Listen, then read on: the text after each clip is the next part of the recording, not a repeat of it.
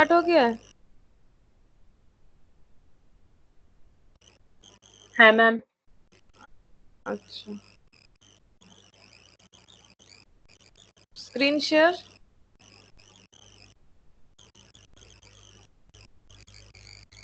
হ্যাঁ ম্যাম হচ্ছে। अच्छा, चलो तब तक एक लास्ट बाकी था, वैल्यूएशन या फिर मार्केट बेस्ड रेशियो, उसका फॉर्मूला लिख लेते हैं, फिर नया क्वेश्चन करेंगे। क्योंकि जो भी क्लासिफिकेशन ऑफ रेशियोज था उसमें लिक्विडिटी या फिर शॉर्ट टर्म सॉल्वेंसी, एक्टिविटी और एफिशिएंसी, प्रॉफिटेबिलिटी, लिवरेज और लॉन्ग टर्म सॉल्वेंसी, ये इतना तक हुआ था। आज लिख लेते हैं वैल्यूएशन और मार्केट बेस्ड का फॉर्मूला, पहले लिख लेते हैं, उसके बाद क्वेश्चंस करेंगे।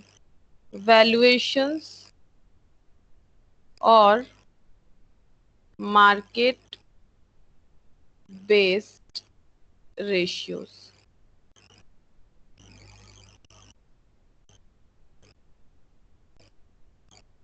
These ratios use the share price of company.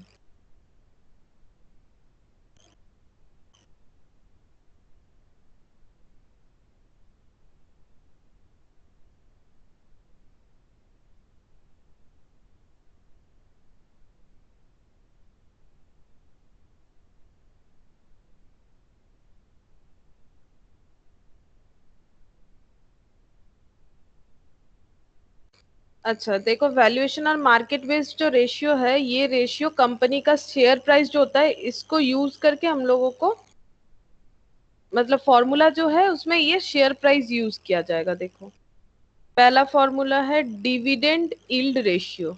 Dividend yield मतलब कितना डिविडेंड मिलेगा, तो dividend per share, dividend per share divided by share price, divided by share price into 100। इसको शॉर्ट में डी बाई पी बोलते हैं, D by P ratio. Dividend per share मतलब per share में कितना डिविडेंड मिलेगा, और प्राइस।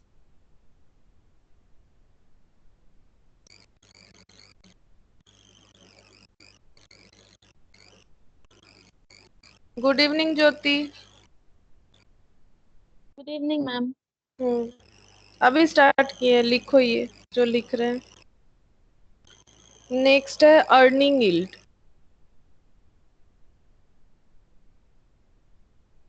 मतलब पहला था कितना डिविडेंड मिला, अब कितना अर्निंग हुआ, तो earning per share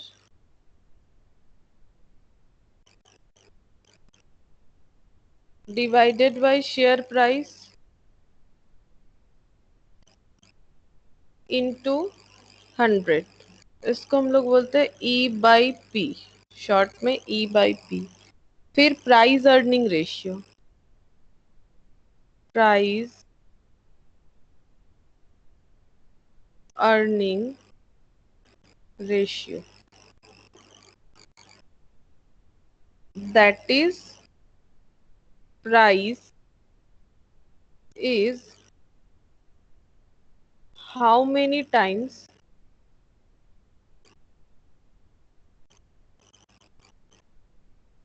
EPS। EPS मतलब अर्निंग पर शेयर, तो इसका फॉर्मूला है share price divided bye EPS,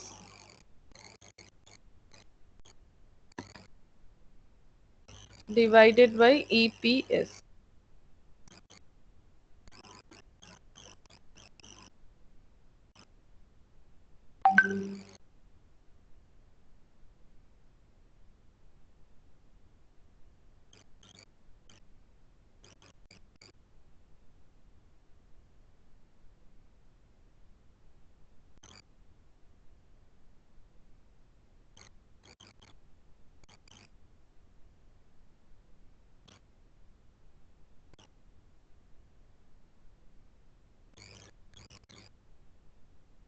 पहला है dividend yield, dividend per share divided by share price. फिर है अर्निंग यील्ड, तो earning per share divided by share price, तो अर्निंग हो जाएगा ई बाई पी और डिविडेंड के लिए D by P, price earning ratio.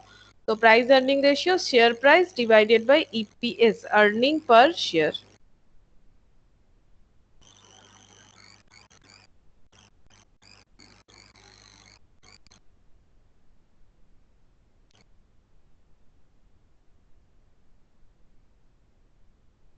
DP EP और प्राइस अर्निंग रेशियो जो है वो है पीई रेशियो भी बोलते हैं इसे, प्राइस अर्निंग रेशियो को पीई रेशियो भी बोलते हैं। लिख लियो ये वाला।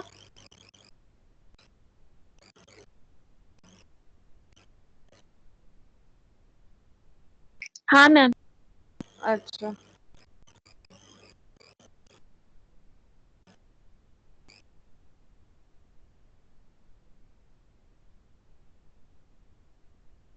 अच्छा, देखो अब हम लोग ये वाला क्वेश्चन करेंगे। पहला क्वेश्चन देखो क्या है, from the following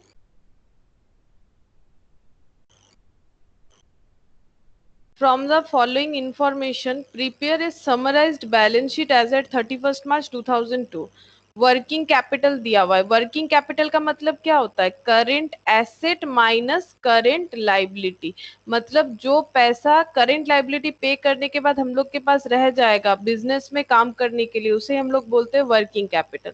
bank overdraft है। Fixed asset to proprietary ratio, इसको कर दो, इसको प्रोप्राइटरशिप रेशियो बोलते हैं एक्चुअली, प्रोप्राइटरशिप रेशियो।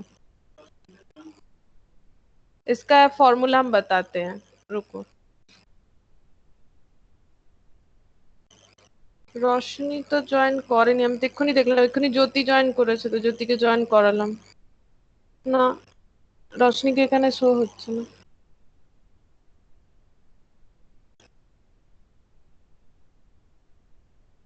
अच्छा ये हो जाएगा fixed asset to proprietorship ratio. इसे प्रोप्राइटरशिप रेशियो इस तरह से बोलते हैं, प्रोप्राइटरी रेशियो भी दे सकता है लेकिन ये लिख लो, ये ज्यादा बेटर है, fixed asset to proprietorship ratio. और ये जो है इसका फॉर्मूला होता है fixed asset divided by proprietor fund, ये लिख लो, fixed asset divided by proprietor fund.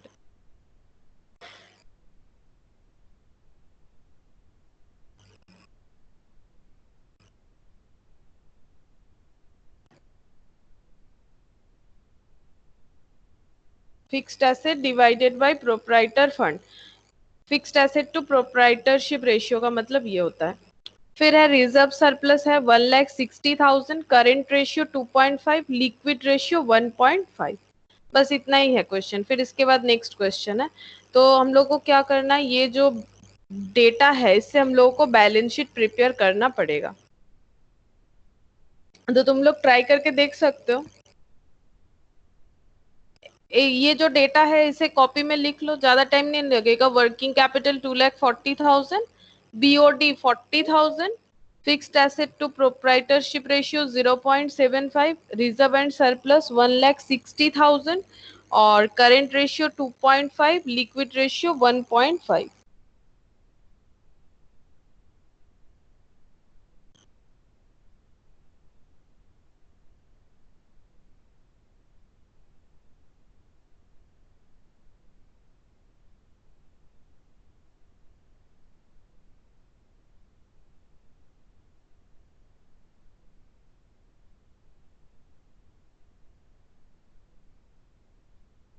तो देखो किस तरह से सॉल्व करना पड़ेगा। देखो अब हम लोग एक एक डेटा लिख लेते हैं। सबसे पहले देखो क्या बोला था क्वेश्चन में, वर्किंग कैपिटल दिया हुआ था 2,40,000, तो एक बार यहाँ लिख लेते हैं, नोट डाउन कर लेते हैं। वर्किंग कैपिटल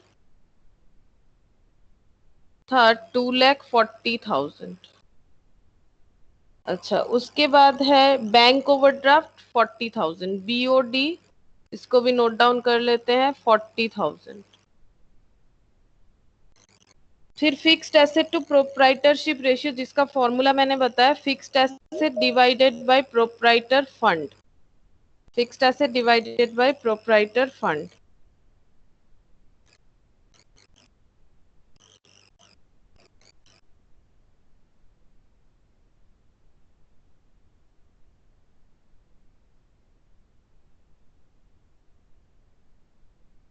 गुड इवनिंग रोशनी।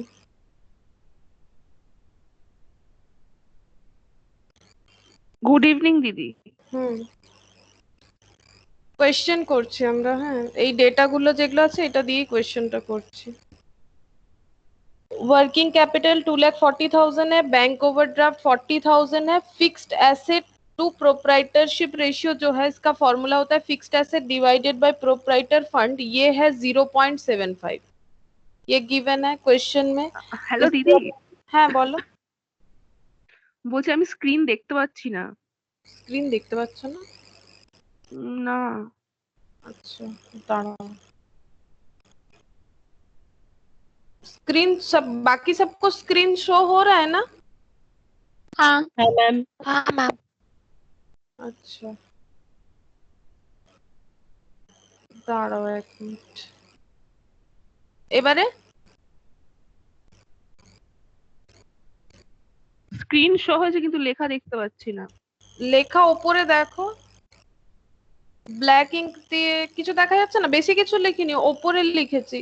হ্যাঁ এখন এলো, এখন এলো। হ্যাঁ ওপরে একদম ওপরে লেখা আছে। এটা কি এখনই স্টার্ট হলো?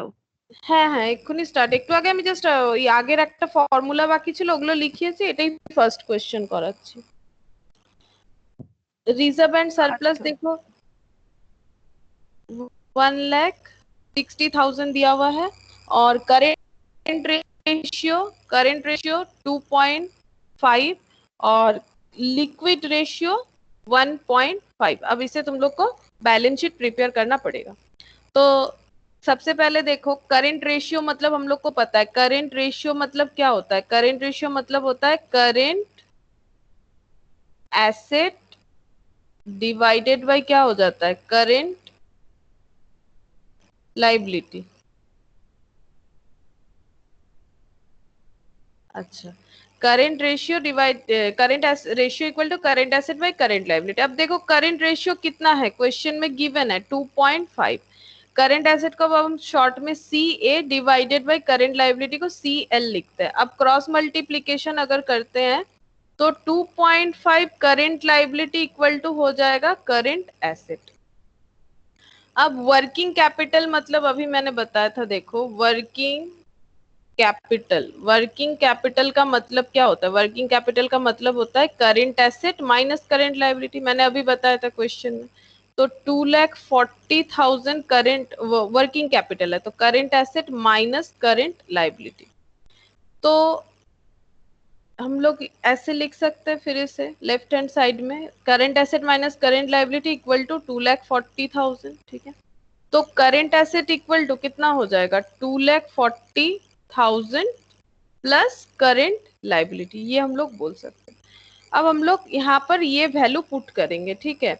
इसी तरह से हम लोग को रेशियो का सम्स करना है, तभी हम लोग कर पाएंगे। हम लोग को क्या करना है, यहाँ पर मैथमेटिकल थोड़ा सोच लगाना पड़ेगा कि जैसे एक्स वाई जो इक्वेशन वाला सम्स होता है, एक्स में वाई का वैल्यू पुट ऑन करते हैं, उसी तरह से यहाँ पर देखो करेंट एसेट का वैल्यू हम लोग यहाँ पर पुट करेंगे। करेंट एसेट की जगह हम लोग लिखेंगे यहाँ पर 2,40,000 प्लस करेंट लाइबिलिटी। अब इसे सॉल्व करेंगे, 2.5 current liability minus current liability equal to 2,40,000। तो 1.5 करेंट लाइबिलिटी इक्वल टू 2,40,000। तो करेंट लाइबिलिटी इक्वल टू हो जाएगा 2,40,000 डिवाइडेड बाय 1.5। तो देखो कितना आता है करंट लाइबिलिटी, चेक करके देखो।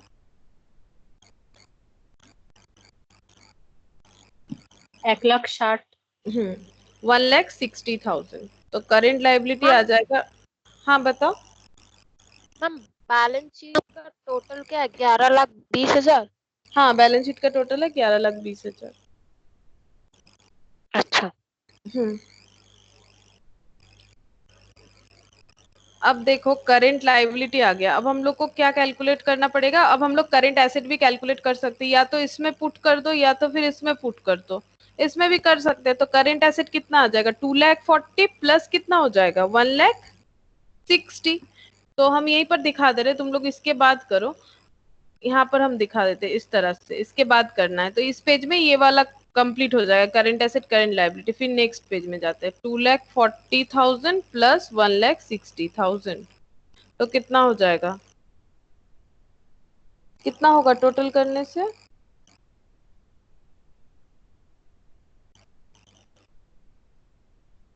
3,60,000।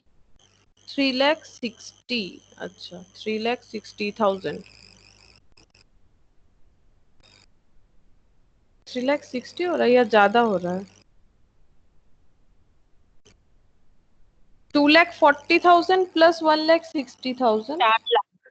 हाँ 4 लाख होगा। 4,00,000। हाँ हाँ 4 लाख होगा, टोटल गलत हुआ था पहले, 4 लाख होगा। तो करेंट एसेट आ जाएगा 4 लाख और करेंट लाइबिलिटी आ गया 1,60,000। तो ये करेंट रेशियो जो है इसे यूज करके और ये जो वर्किंग कैपिटल है इसको यूज करके हम लोगों ने करेंट एसेट और करेंट लाइबिलिटी कैलकुलेट कर लिया है। और अगर करेंट लाइबिलिटी में देखोगे तो इस सम्स में हम लोग का क्या प्रेजेंट है, बीओडी प्रेजेंट है। तो इससे हम लोग को ये पता चलेगा कि जो लिक्विड रेशियो का फॉर्मूला है उसमें हम लोगों को बीओडी यानी बैंक ओवरड्राफ्ट यूज करना पड़ेगा। क्योंकि मैंने बताया था बीओडी हम लोग तभी यूज करेंगे अगर क्वेश्चन में है, तो अगर नहीं है तो नहीं यूज करेंगे। तो ये पेज अगर तुम लोग कर लिए हो तो फिर हम लोग नेक्स्ट लिक्विड रेशियो को यूज करके देखें क्या फाइंड आउट होता है। इसे हटाएं। हाँ मैम। अच्छा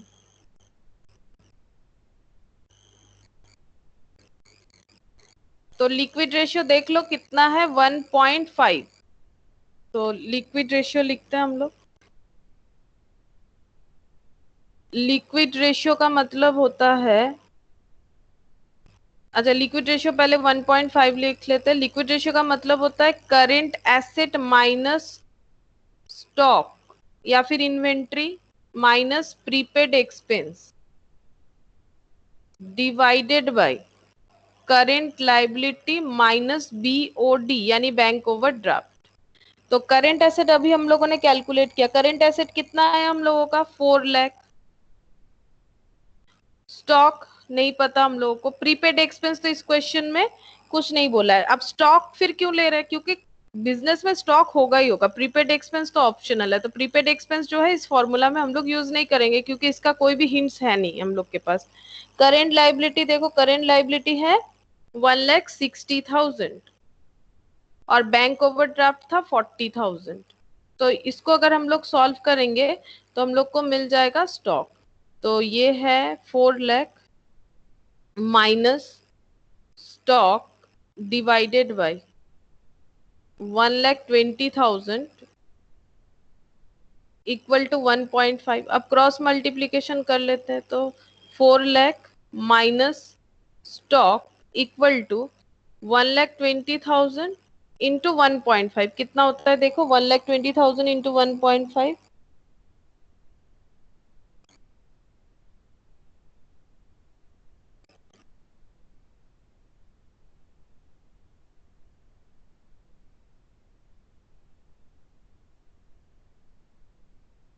1,80,000। 1,80,000। तो स्टॉक कितना हो जाएगा,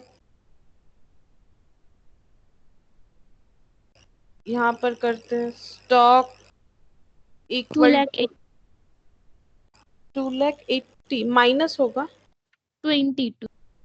2,20,000। अच्छा मैंने कुछ गड़बड़ लिखा है क्या, टैली तो नहीं हुआ। करेंट एसेट मैंने सही लिखा है, करेंट एसेट 4 लाख है ना, स्टॉक नहीं पता। अच्छा करेंट लाइबिलिटी कितना आया था 1,60,000, बैंक ओवरड्राफ्ट था 40,000। तो 1,60,000 माइनस 40,000 तो ठीक है 1,20,000। 4 lakh minus stock divided by 1,20,000 equal to 1.5। Cross multiplication 1.5 into 1,20,000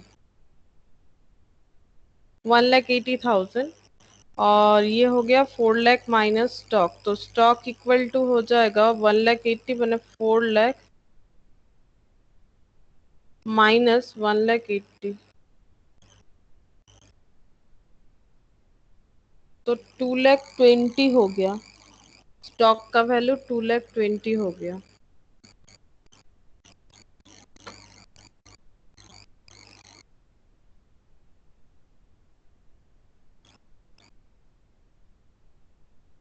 अच्छा, ये बीओडी को अप्लाई किया है मैंने, इसीलिए आंसर इस तरह से आया है। अगर कोई बीओडी नहीं लेके करेगा तो उसका स्टॉक का आंसर आएगा। अगर कोई बीओडी को छोड़ के करेगा, क्योंकि बीओडी ऑप्शनल होता है लेकिन क्वेश्चन में रहे तो इसे यूज करना चाहिए। तो ये ठीक है हमारा 2,20,000। अगर कोई बीओडी नहीं लेगा तो उसका आंसर शायद 1,60,000 आना चाहिए। ठीक है, कोई बात नहीं, हम लोग बीओडी यूज करेंगे, क्वेश्चन में बीओडी है तो। उसके बाद हम लोग वो वाला रेशियो लेंगे, that is fixed asset to proprietorship ratio. Fixed asset to proprietorship ratio, ठीक है, ये वाला हो गया है। हाँ मैम। अब लिखते हैं fixed asset to proprietorship ratio. Fixed asset divided by proprietor fund. तो fixed asset divided by proprietor fund होता है 0.75। तो इसको क्रॉस मल्टीप्लीकेशन करेंगे तो फिक्स्ड एसेट इक्वल टू हो जाएगा 0.75 इंटू प्रोप्राइटर फंड, इंटू हो जाएगा प्रोप्राइटर फंड। और प्रोप्राइटर फंड तो कुछ दिया हुआ नहीं है हम लोग को, रिजर्व सरप्लस दिया हुआ है 1,60,000 और बैंक ओवरड्राफ्ट और वर्किंग कैपिटल दिया हुआ है।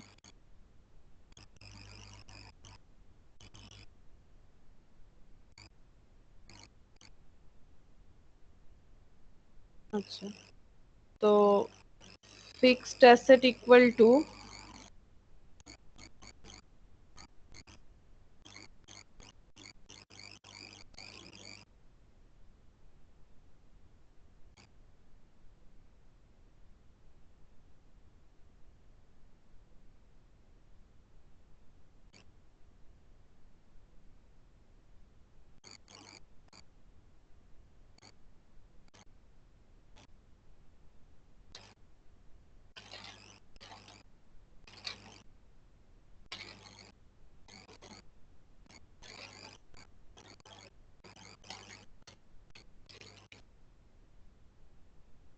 इसमें रिजर्व एंड सरप्लस 1,60,000 है, वर्किंग कैपिटल है 2,40,000।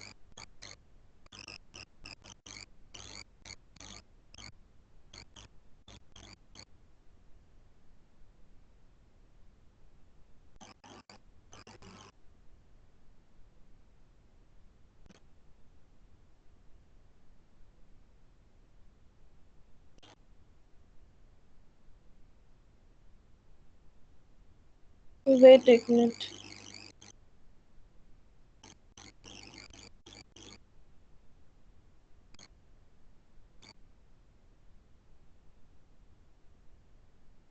अच्छा एक बार अगर हम लोग बैलेंस शीट को देखते हैं तो हम लोग को क्या क्या मिलेगा। हम लोग को मिल रहा है रिजर्व सरप्लस तो दिया हुआ था, इस साइड एक बार लिख लेते हैं। रिजर्व सरप्लस है 1,60,000। अच्छा, करेंट लाइबिलिटी जो है वो आया है हम लोगों का 1,60,000। करेंट लाइबिलिटी भी है 1,60,000, जिसमें से बैंक ओवरड्राफ्ट, अच्छा करेंट लाइबिलिटी का दो पार्ट है, ठीक है, बैंक ओवरड्राफ्ट है और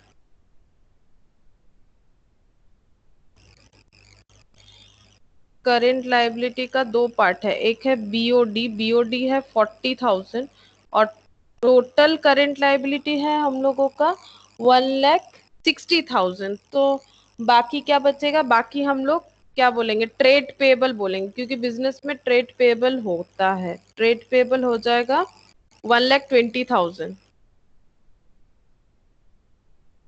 1,20,000। तो करेंट लाइबिलिटी टोटल कितना बन गया, 1,60,000। करेंट लाइबिलिटी हम लोग का आया था 1,60,000, जिसमें से हम लोग को पता है बीओडी जो क्वेश्चन में गिवन है वो अगर 40,000 है तो फिर ट्रेड पेबल जो है, क्योंकि बीओडी जो है और ट्रेड पेबल तो होगा ही, डेटर क्रेडिटर क्वेश्चन में होता ही है, तो फिर ये हो जाएगा 1,20,000, इसलिए मैंने इस तरह से लिखा है।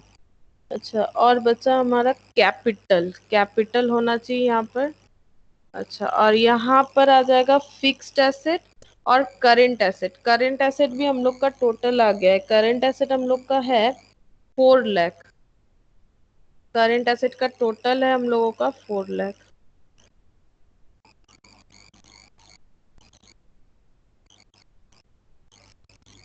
और हम लोग का स्टॉक कितना आया है? स्टॉक कितना आया था इसके हम पहले? हम लोग लोग का तो 2,20,000 आया, पर 160 होना चाहिए। हाँ 2 लाख नहीं, 160 होगा अगर हम लोग बीओडी को नहीं कैलकुलेट करते। ठीक है, ये भी सही है। अगर हम लोग बीओडी नहीं लेंगे ना, नीचे कर लिक्विड रेशियो जो था उसमें अगर हम लोग current liability minus bank overdraft नहीं यूज करेंगे, 40,000 अगर लेस नहीं करेंगे, तो स्टॉक जो है वो 1,60,000 आ जाएगा। तो बैंक कितना होगा? ये अगर 4 लाख है तो 4 लाख माइनस 2,20,000 करो तो बैंक कितना होगा?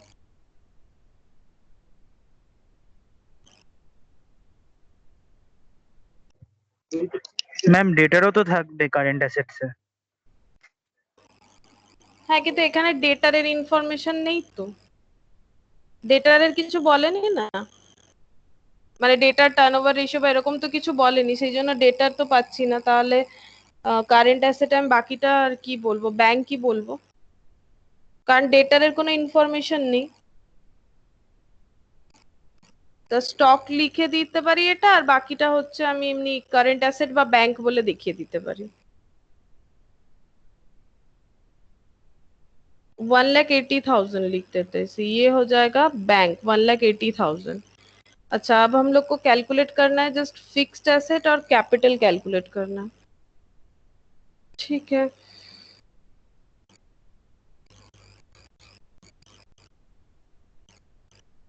ठीक है, हम ये फ्रेशली फिर से करेंगे।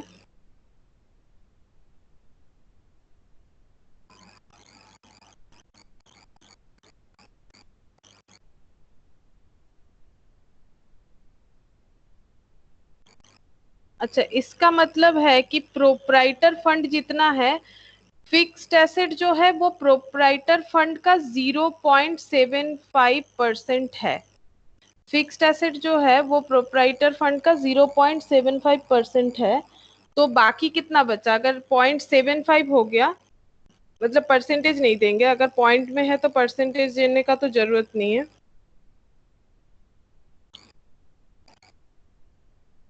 तो हम लोग ये लिख सकते हैं, नेट वर्किंग कैपिटल जो है, net working capital equal to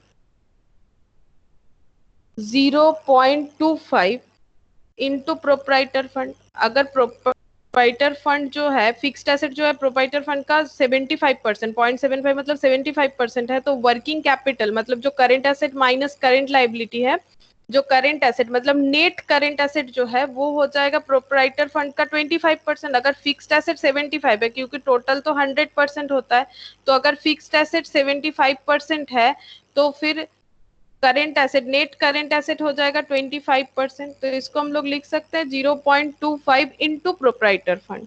अब नेट वर्किंग कैपिटल जो है वो हम लोगों का गिवन है क्वेश्चन में 2,40,000। तो 2,40,000 equal to 0.25 into proprietor fund, therefore proprietor fund equal to हो जाएगा 2,40,000 डिवाइडेड बाई 0.25। तो देखो कितना होता है, 2,40,000 डिवाइडेड बाई 0.25 करके देखो कितना आता है।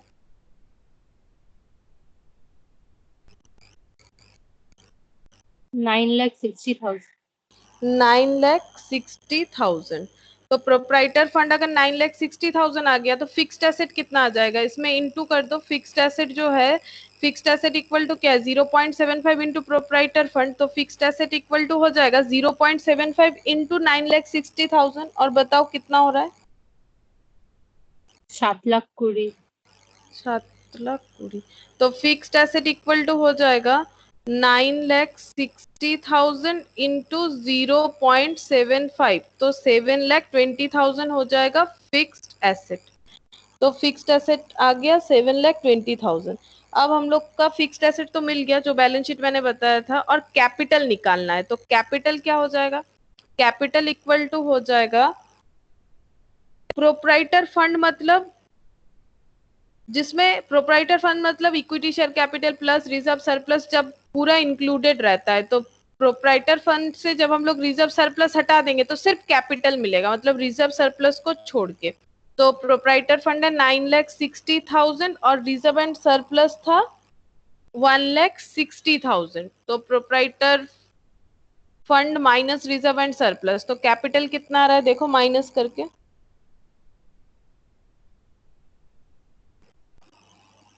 8 लाख।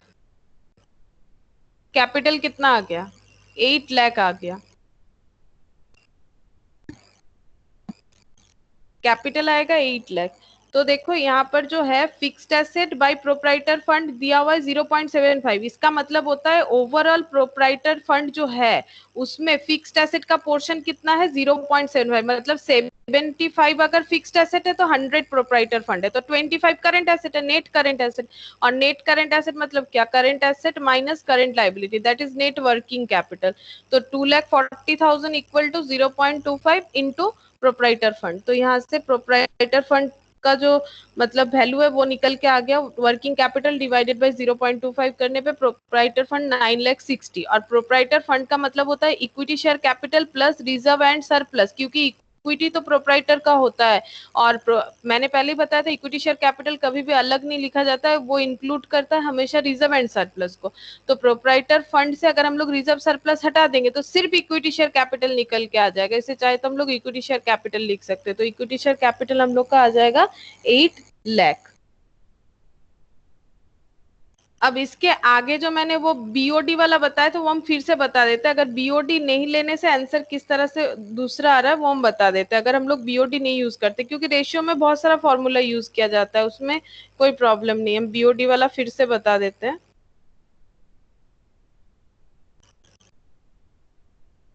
ये वाला लिख लियो तुम लोग। हेलो, हाँ मैम। अच्छा तो देखो ये मैंने जो लिक्विड रेशियो वाला बताया था उसमें था करंट एसेट माइनस मैंने बताया था स्टॉक, ठीक है, और डिवाइडेड बाय मैंने क्या करंट लाइबिलिटी माइनस बीओडी। अगर हम लोग अब बीओडी माइनस नहीं करेंगे तो आंसर कुछ अलग आएगा। देखो इसमें लिक्विड रेशियो जो है वो है 1.5, ठीक है, और करंट एसेट कितना आया था हम लोगों का, करंट एसेट हम लोग का आया था 4 लाख लेस स्टॉक, और करंट लाइबिलिटी कितना आया था, करंट लाइबिलिटी आया था 1,60,000। अगर हम लोग बीओडी यूज ना करके क्वेश्चन को सॉल्व करेंगे तो ये लो 4 लाख माइनस स्टॉक और 1,60,000 इंटू 1.5 कितना होगा, 1,60,000 इंटू 1.5 कितना हो रहा है, 2,40,000। 2,40,000। तो स्टॉक इक्वल टू क्या हो जाएगा, स्टॉक इक्वल टू हो जाएगा 4 लाख माइनस 2,40,000। माइनस करके थोड़ा बता दो कितना हो रहा है, 1,60,000। 1,60,000। तो यही हम बता रहे थे, अगर हम लोग फॉर्मूला में बीओडी को यूज करेंगे तो आंसर अलग आ जाएगा, बीओडी को यूज नहीं करेंगे तो आंसर अलग आएगा। दोनों ही सही है, लेकिन अगर क्वेश्चन में बीओडी है तो हम लोग को बीओडी फॉलो करना चाहिए। यही वाला चीज हम बता रहे थे कि स्टॉक का आंसर किस तरह से चेंज होगा। अब हम लोग इसका बैलेंस शीट जो है वो फिर से हम क्लियरली बना देते हैं। तो सबसे पहले कैपिटल कितना है हम लोगों का बताओ, कैपिटल कितना आया 8 lakh, reserve and surplus, reserve and surplus वो तो गिवन है क्वेश्चन में 1,60,000। अच्छा बैंक ओवरड्राफ्ट वो भी गिवन है 40,000, और टोटल करेंट लाइबिलिटी जितना है उस हिसाब से सन्ड्री क्रेडिटर या फिर ट्रेड पेबल, सन्ड्री क्रेडिटर आ जाएगा 1,20,000, क्योंकि टोटल जो करंट लाइबिलिटी है वो 1,60,000 था, तो टोटल करके आ जाएगा 11,20,000। अब इधर फिक्स्ड एसेट कितना है हम लोग का, और स्टॉक कितना है हम लोगों का, और बाकी करंट एसेट कितना है ये बता दो। फिक्स्ड एसेट कितना आया था थोड़ा बताओ, 7,20,000।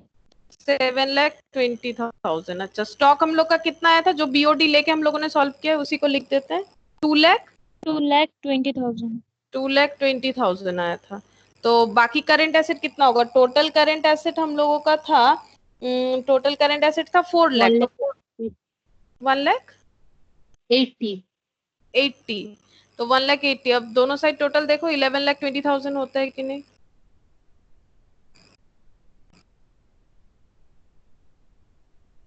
$11,20,000।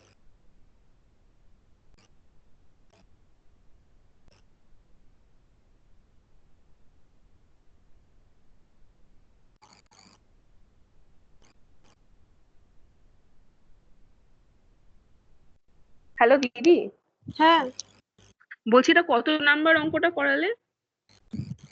এটা তো আজকে যে পিডিএফটা আছে সেটার প্রথমটা। ওটা তো আমি পাইনি পিডিএফটা। ওটা দিইনি এখনো কাউকে, ওই স্ক্রিনে দেখিয়েছিলাম, তারপরে ওই ডেটাগুলো লিখে আচ্ছা, নিয়েছিলাম ওই ওপরের। ও আচ্ছা ঠিক আছে। हाँ,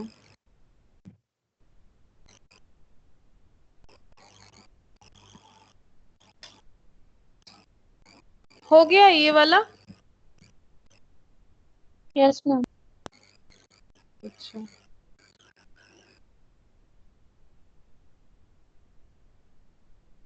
अब देखो नेक्स्ट ये वाला क्वेश्चन करेंगे।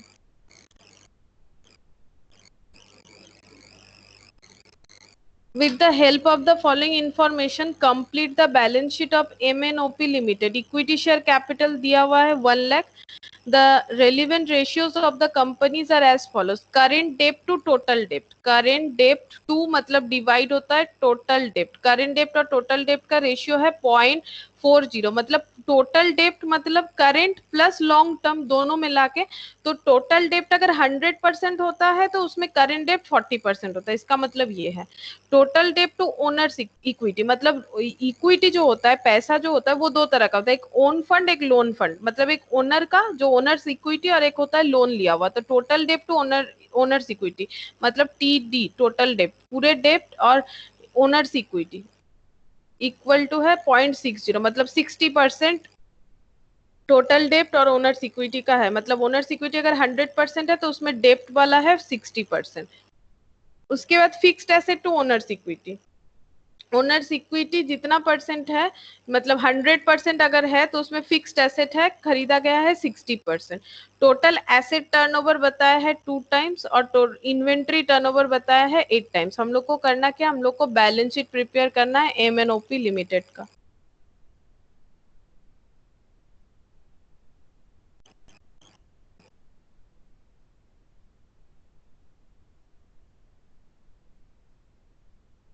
तो हम लोग जो भी डेटा है इसको लिख लेते हैं, ठीक है? तो तुम लोग भी मेरे साथ साथ लिखते जाओ, डेटा को पहले नोट डाउन कर लेंगे।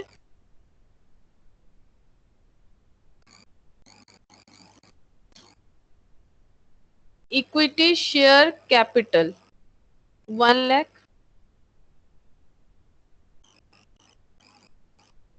और बाकी इंफॉर्मेशन में current dept to total dept, current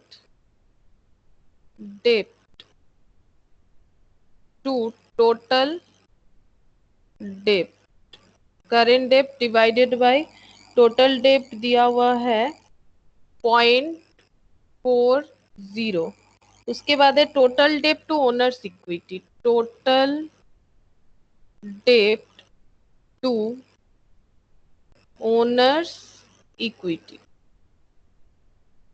ये दिया हुआ है 0.60, 0 लगा देते हैं 0.60। फिर टोटल डेप्ट fixed asset to owners equity, fixed asset divided by owners equity, ये भी है 60%, 0.60। अच्छा, पहले ये सब में रिलेशन दिख रहा है मुझे, यहाँ भी टोटल डेप्ट है, यहाँ भी टोटल डेप्ट है।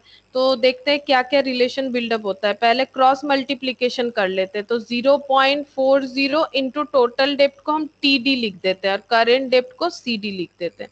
यहाँ पर क्रॉस मल्टीप्लीकेशन करेंगे तो 0.60 इंटू ओनर इक्विटी, ओ ई लिखा है मैंने, इक्वल टू हो जाएगा टोटल डेप्ट। और यहाँ से क्या मिल रहा है, fixed asset equal to 0.60 into owner equity. तो इससे हम लोग ये वाला रिलेशन जो है इसको हम लोग यूज कर सकते हैं। देखो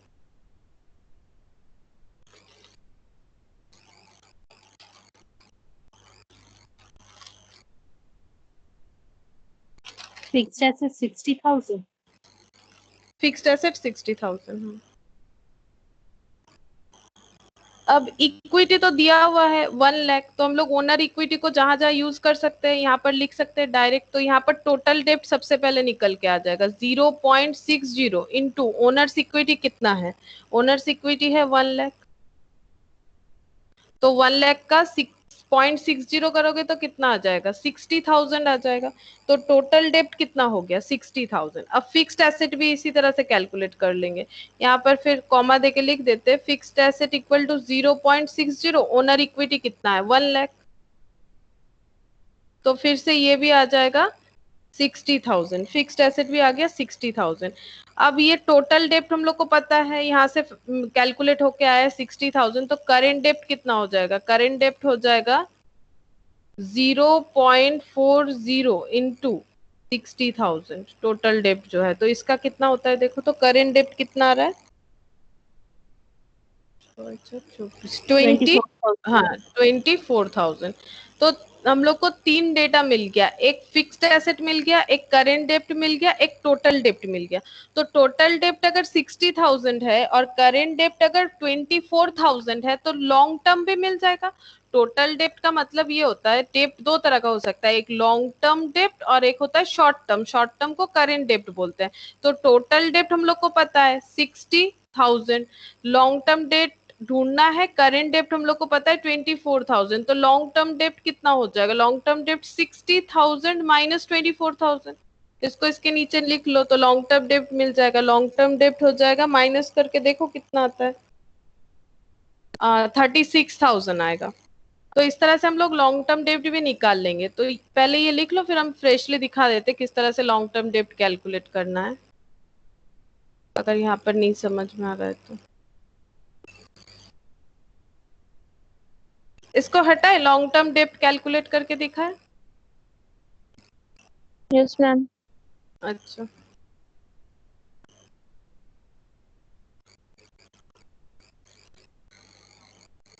तो देखो लॉन्ग टर्म डेप्ट equal to current dept plus, sorry total डेप्ट equal to long term dept plus current डेप्ट। तो टोटल डेप्ट है हम लोगों का कितना आया था 60,000 आया था, करेंट डेप्ट आया था हम लोगों का 24,000। तो लॉन्ग टर्म डेप्ट, तो देयरफॉर लॉन्ग टर्म डेप्ट इक्वल टू 60,000 माइनस 24,000, तो ये हो जाएगा 36,000। तो बैलेंस शीट को अगर एक बार देखते हैं तो देखो इसका एक साइड जो है लाइबिलिटी हम लोग को पता चल गया है, क्योंकि हम लोग के पास ओनर्स कैपिटल है दैट इज 1 लाख, मतलब इक्विटी शेयर कैपिटल। और क्या होता है लॉन्ग टर्म डेप्ट शॉर्ट टर्म डेप्ट, तो लॉन्ग टर्म डेप्ट जो है, लॉन्ग टर्म डेप्ट हम लोग का आ गया 36,000 और शॉर्ट टर्म डेप्ट जो है मतलब करेंट डेप्ट जो है यहाँ पर लैंग्वेज यूज किया गया है 24,000। और बाकी तो कुछ भी ऐसा डेटा नहीं दिख रहा है अभी हम लोगों को जिससे हम लोग को कुछ करेंट लाइबिलिटी और मिल पाए, क्योंकि और दो ही डेटा बाकी हम लोग के पास, एसेट टर्नओवर और इन्वेंट्री, दोनों ही एसेट साइड को रिलेट करता है। इसका मतलब और लाइबिलिटी साइड का कोई भी डेटा हम लोग के पास बाकी नहीं है। तो ये देखो 36,000 24,000 टोटल कितना हो जाएगा 60,000 और 1 लाख, यानी बैलेंस शीट का टोटल हो जाएगा 1,60,000। तो एसेट साइड में भी टोटल होना चाहिए 1,60,000, ठीक है। तो 1,60,000 एसेट का टोटल बैलेंस, मतलब बैलेंस शीट का टोटल बैलेंस होगा। अब हम लोग का एसेट साइड में बाकी जो डेटा है उसे फुलफिल करना पड़ेगा। अच्छा जिसमें से फिक्स्ड एसेट भी तो शायद कैलकुलेट किया था हम लोगों ने, फिक्स्ड एसेट कितना आया था हम लोगों का 60,000। हाँ अब हम लोग को यानी करंट एसेट कितना होगा, अगर बैलेंस करके देखे तो करंट एसेट कितना आ जाएगा 1 लाख आ जाएगा, क्योंकि अगर 1 लाख। लेकिन इसमें दो इंफॉर्मेशन है ना हम लोगों के पास, देखो एक है इन टोटल एसेट टर्नओवर, एक है इन्वेंट्री टर्नओवर। तो जैसे इन्वेंट्री टर्नओवर दिया, इसका मतलब करंट एसेट के अंदर इन्वेंट्री का वैल्यू हम लोगों को फाइंड आउट करना पड़ेगा। कि हम लोग किस तरह से फाइंड आउट करेंगे, तो देखो किस तरह से फाइंड आउट होता है।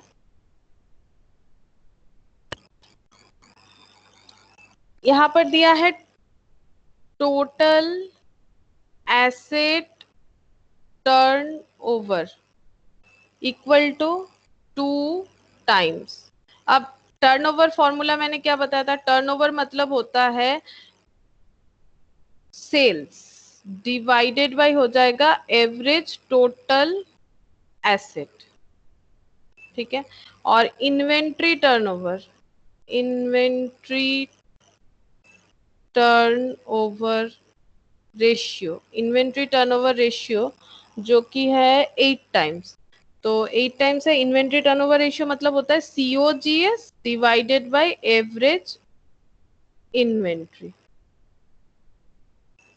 Ma'am stock 40,000। स्टॉक, रुको स्टॉक देखते हैं, एक मिनट। हाँ स्टॉक हो जाएगा 40,000 और कैश आ जाएगा 60,000। हाँ हाँ स्टॉक 40,000 होगा। अब देखो यहाँ पर क्या हो रहा है, यहाँ पर जो सेल्स है, ठीक है, हम लोग ये जो है इसका दो फॉर्मूला होता है, ठीक है। कभी कभी इसमें हम लोग COGS भी यूज कर सकते हैं। अब देखो यहाँ पर अगर हम लोग को इन्वेंट्री टर्नओवर रेशियो और जो टोटल एसेट टर्नओवर रेशियो है, इसमें हम लोगों के पास और कुछ डेटा है नहीं कि इसमें हम लोग पुट कर सके, ना तो सेल्स है ना तो COGS है। तो हम लोग इससे एक रिलेशन फाइंड आउट कर सकते हैं, क्योंकि ये इन्वेंट्री का भी जो रिलेशन है वो टर्नओवर के साथ है और टोटल एसेट जो है उसका भी रिलेशन टर्नओवर के साथ है, ठीक है। तो इसका मतलब अगर हम लोग इसमें सिमिलरिटीज देखें तो हम लोग यहाँ से एक चीज निकाल सकते हैं कि जो इन्वेंट्री होता है वो एसेट साइड होता है, तो पूरे एसेट में इन्वेंट्री कितना गुना है वो कैलकुलेट करने के लिए हम लोग इसको एक रेशियो की तरह लिख सकते हैं, that is inventory by total asset लिख सकते हैं। ये देखो इन्वेंट्री बाय टोटल एसेट, इसका मतलब हो जाता है टोटल एसेट में कितना परसेंटेज ऑफ इन्वेंट्री है। और यहाँ पर रेशियो दिया हुआ है, देखो मतलब जो टाइम्स के हिसाब से 2/8। तो 2/8 मतलब कितना हो जाएगा, 1/4 inventory, inventory by total asset, तो 1/4 हो जाएगा। इसका मतलब टोटल एसेट अगर 4 टाइम्स होगा तो इन्वेंट्री 1 टाइम्स होगा। और हम लोग का टोटल एसेट कितना होना चाहिए, हम लोग का total asset according to balance sheet होना चाहिए 1,60,000। हाँ ইনভেন্টরি তো 8 দেওয়া আছে আর টোটাল অ্যাসেট 2 দেওয়া, 8/2 হবে তো। না ওটা তো উল্টো লিখতে হবে, ওরকম লিখলে তো হবে না। ইনভেন্টরি, ওটা ইনভেন্টরি রেশিওটা দেওয়া আছে, কিন্তু যখন তুমি ডিভাইড ফর্মে লিখবে তখন তো 2/8 লিখতে হবে। যখন ডিভাইড ফর্মে লিখবে তখন তোমাকে 2/8 লিখতে হবে। আমি তো মানে ইনভেন্টরি, এই দেখো ইনভেন্টরি, আমি inventory divided by total asset লিখতে চাইছি, ঠিক আছে। তাহলে ইনভেন্টরি ডিভাইডেড বাই আমি যদি টোটাল অ্যাসেট লিখি, তাহলে এটা তো ইনভেন্টরির সাথে টার্নওভারের রেশিও যেটা 8 টাইমস এর মানে কি হলো যে ইনভেন্টরি টার্নওভার রেশিওর ফর্মুলা কি হয়, COGS divided by average inventory. তাহলে 8 ইনটু এভারেজ ইনভেন্টরি হচ্ছে না আমাদের, 8 ইনটু এভারেজ ইনভেন্টরি হচ্ছে। এভারেজ ইনভেন্টরির মধ্যে আমাদের এইটা মানে কিরম ভাবে বলি, এটা 8 ইনটু, মানে আমি কিরকম বোঝাবো, এই দেখো ধরো টোটাল অ্যাসেট, এই দেখো সেলস, এটাকেও আমি যদি COGS ধরি, COGS divided by average inventory. এবার আমাকে যদি এটা ক্যান্সেল করতে হয় তাহলে আমাকে এটা উল্টো লিখতে হবে। তাহলে আমি এটাকে কি লিখবো, এখানে আমি লিখবো average asset divided by COGS। তাহলে আমার কি হয়ে যাবে, COGS কি হয়ে গেল, ক্যান্সেল হয়ে গেল। COGS যদি আমার ক্যান্সেল হয়ে যায় সেক্ষেত্রে মানে আমি এটাকে উল্টো লিখলে বেটার হতো। এ দেখো average COGS divided by average asset into average inventory divided by COGS. তাহলে সিওজিএস কেটে গেলে average inventory by average asset হচ্ছে। এবার দেখো সিওজিএস বাই এভারেজ অ্যাসেট মানে কত, 2। তাহলে এটার ভ্যালু কত হচ্ছে, মানে এটা 2, আর এটার কত হচ্ছে, এভারেজ ইনভেন্টরিটা কত হচ্ছে, average inventory divided by average asset হয়ে যাচ্ছে। তাহলে সেক্ষেত্রে আমার এটা কত চলে আসবে, এটার রেশিওটা হচ্ছে 2 আর এটার রেশিওটা হচ্ছে কত, 8। এই কনসেপ্টে এটা 2/8 হবে, 8/2 হবে না কিন্তু, মানে আমি এটা বলতে চাইছি।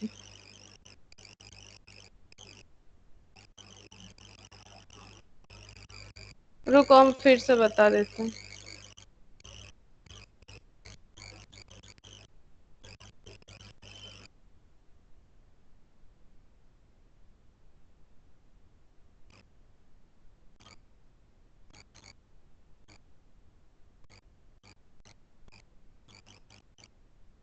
क्यों inventory by total asset equal to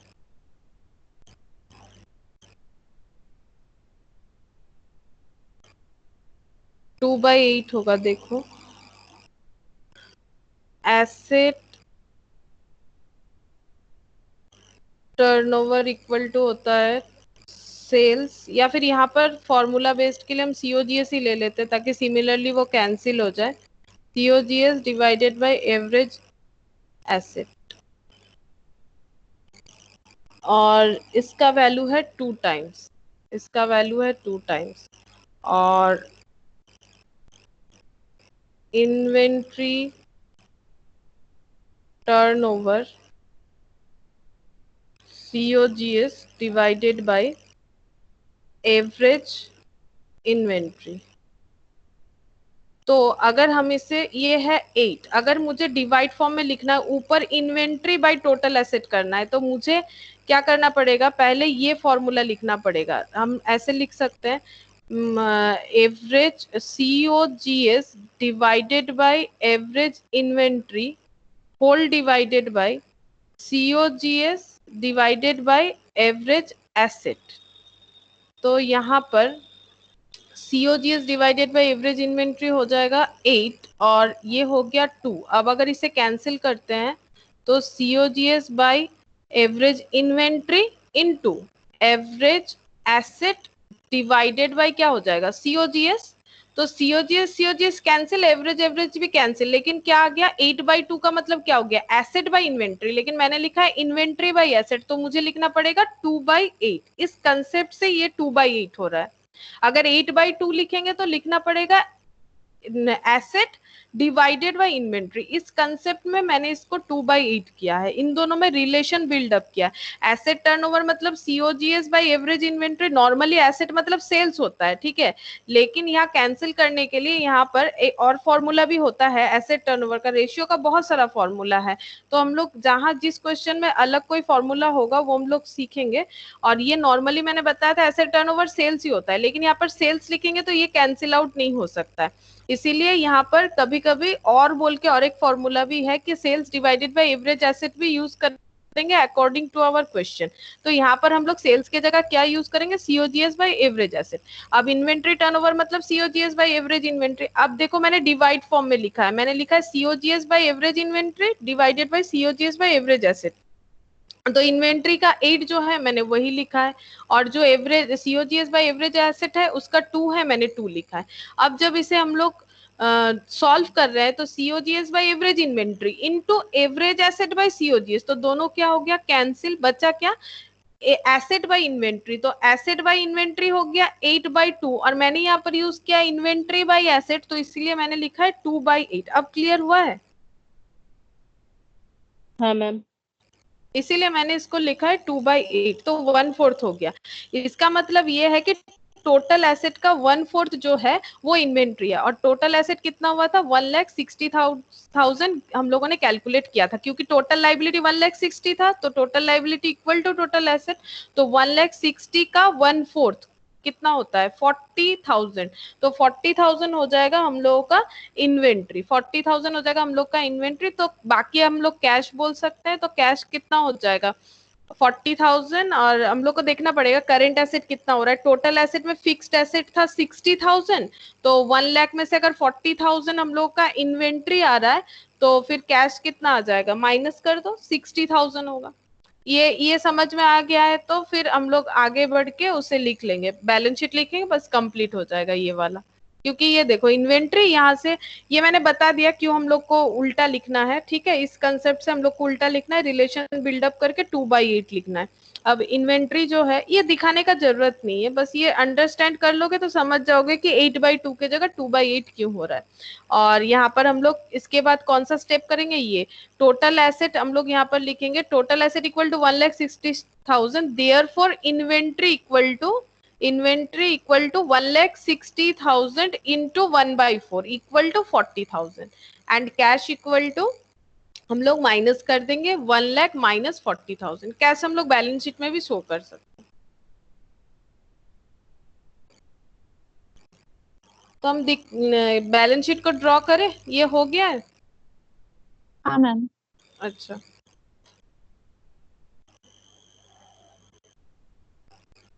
तो बैलेंस शीट में देखो लाइबिलिटी और एसेट्स, तो फिक्स्ड एसेट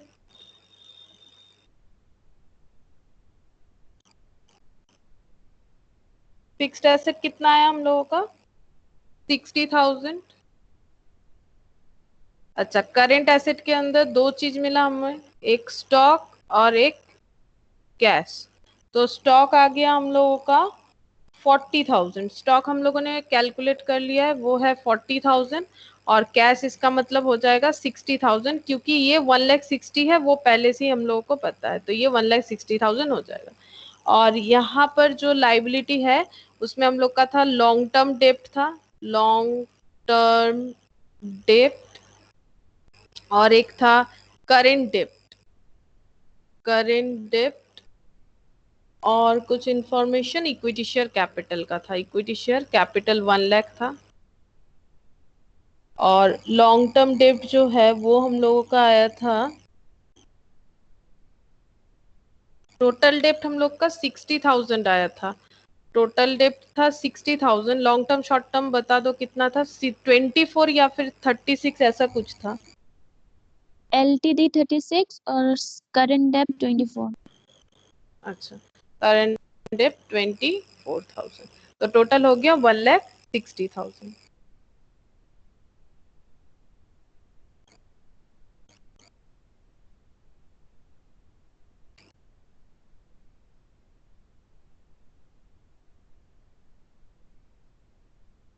ये हो गया है। Yes ma'am. Okay,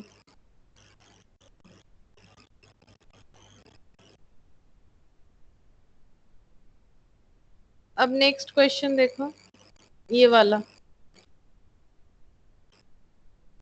using the following information complete the balance sheet given below, total debt to net worth, मतलब total debt divided by net worth equal to 1/2, total asset turnover 2 times, gross profit on sale 30%, average collection period 40 days, assume करना है हम लोग को sums में 360 days in a year, inventory turnover ratio based on cost of goods sold and year and inventory.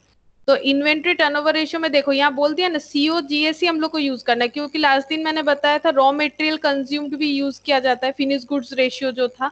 तो inventory turnover ratio जो है वो COGS के ऊपर बेस्ड किया हुआ है, तो ऐसा जब हम लोग को मतलब स्पेसिफिकली बोल देगा तो हम लोग COGS ही यूज करेंगे, रॉ मटेरियल कंज्यूम्ड यूज नहीं करेंगे। और इसका जो है वो 3 टाइम्स है, एसिड टेस्ट रेशियो, या फिर इसका और एक जो नाम होता है क्विक रेशियो, या फिर लिक्विड रेशियो, एक ही बात है। तो इसका वैल्यू है 0.75। और ये जो बैलेंस शीट दिया हुआ है, यहाँ पर बैलेंस शीट का फॉर्मेट दिया हुआ है, ठीक है, बैलेंस शीट के फॉर्मेट से हम लोग को कुछ डेटा मिल जाएगा।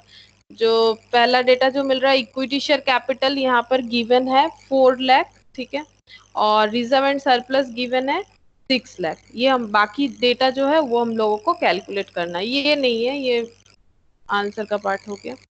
तो ये दो ठो हम लोग को आंसर गिवन दिया हुआ है, हम लोग को ये कैलकुलेट करना है। तो हम लोग एक काम करते हैं, एक एक डेटा को पहले नोट डाउन कर लेते हैं।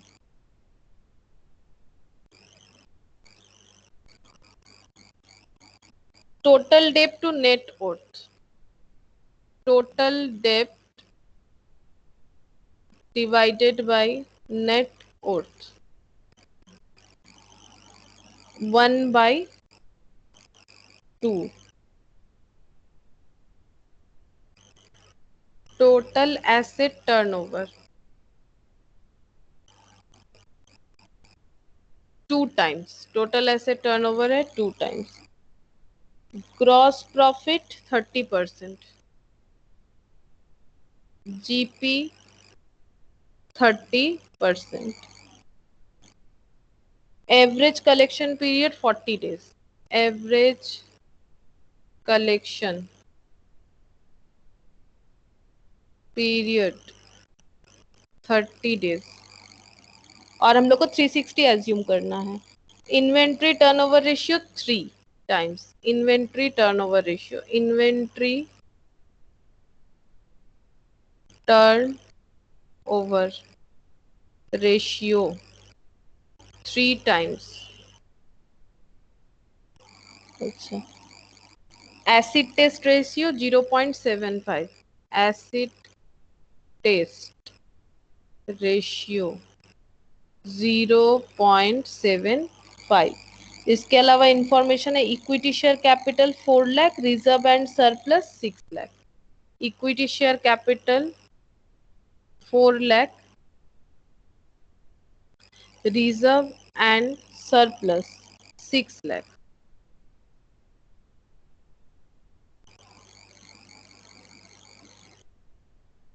तो मैम सबसे, हाँ बता। एवरेज कलेक्शन पीरियड 40 डेज देवा ना।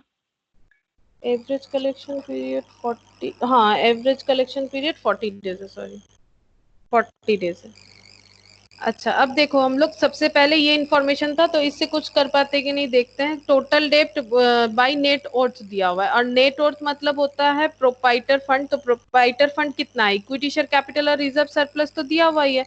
तो सबसे पहले नेट वर्थ मतलब क्या होता है, equity share capital plus reserve surplus, तो दोनों का टोटल लगा होगा 10 लाख। तो ये टोटल डेट निकल के आ जाएगा। तो टीडी डिवाइडेड बाय ये हो जाएगा 10 लाख। 10 लाख किस तरह से हुआ, नेट वर्थ मतलब ही होता है प्रोप्राइटर फंड, और इक्विटी शेयर कैपिटल प्रोप्राइटर का है। इक्विटी शेयर कैपिटल कभी अकेला नहीं होता, इसमें रिजर्व सरप्लस ऐड हो ही जाता है। तो ये 10 लाख, ये 10 लाख जो है यही है हम लोगों का नेट वर्थ। तो 1/2, तो 2 इंटू टोटल डेप्ट इक्वल टू 10 लाख। तो टोटल डेप्ट इक्वल टू कितना हो जाएगा, टोटल डेप्ट इक्वल टू हो जाएगा 10 लाख डिवाइडेड बाय 2, तो 5 लाख हो गया। टोटल डेप्ट हो जाएगा 5 लाख। पहला हम लोग का जो इंफॉर्मेशन निकल के आया वो है टोटल डेप्ट 5 लाख।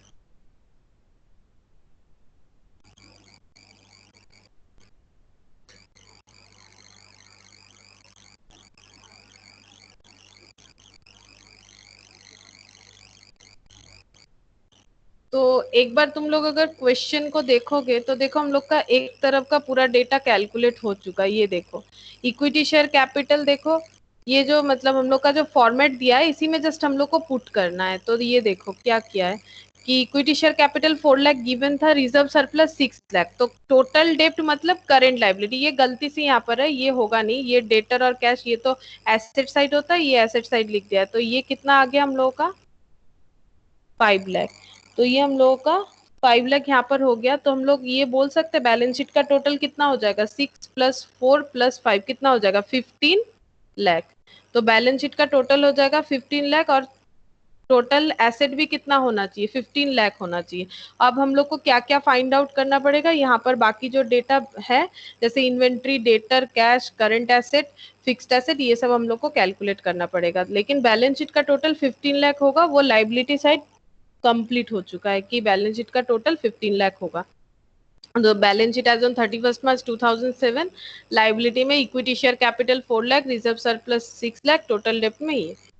अच्छा, फिर आगे क्वेश्चन को करते हैं ताकि एसेट का डेटा भी निकल के आ जाए। अच्छा, इसमें ये कर लियो तुम लोग, टोटल डेप्ट निकाल लिए होगे। अब हम लोग बाकी डेटा यूज करते हैं, यहाँ से हटा देते हैं।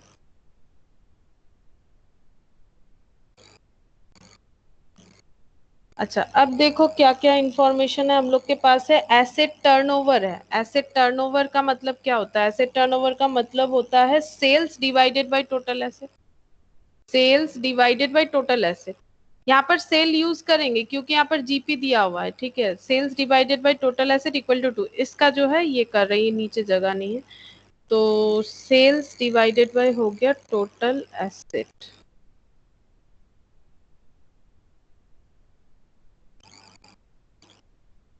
ये इसका वैल्यू 2 है, और ये जो है टोटल एसेट अभी हम लोग का कितना होगा? Total asset equal to total liability होगा। तो अभी हम लोगों ने बैलेंस शीट में कैलकुलेट किया था लाइबिलिटी साइड, तो टोटल लाइबिलिटी कितना आया था? क्योंकि जितना लाइबिलिटी होगा उतना ही एसेट होगा। तो एक बार देख लेते हैं कितना आया था। 15 लाख।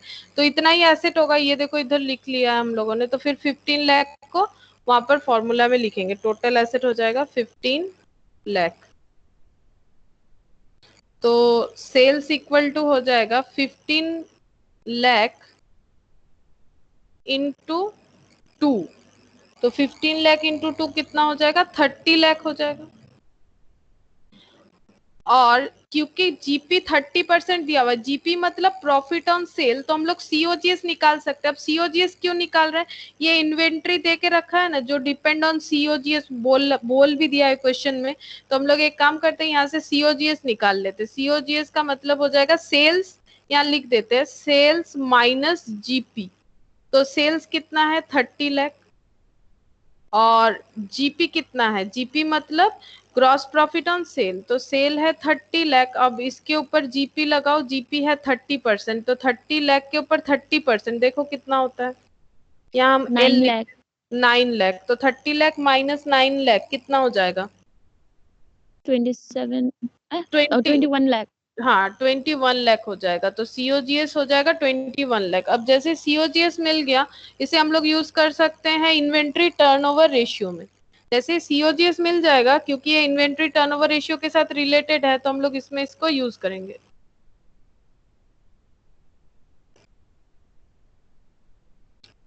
तो इसे हटाते हैं एक बार। 0.75, ये 40 है। हम लोग इन्वेंट्री टर्नओवर रेशियो जो है 3 टाइम्स, उसमें यूज करेंगे इसे, inventory turnover ratio.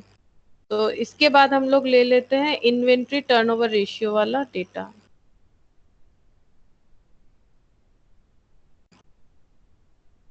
Inventory turnover है 3 टाइम्स, और इन्वेंट्री टर्नओवर रेशियो का होता है formula COGS divided by average inventory. और सीओजीएस आया 21 lakh divided by average inventory. तो average inventory into 3 equal to 21 lakh. Therefore, average inventory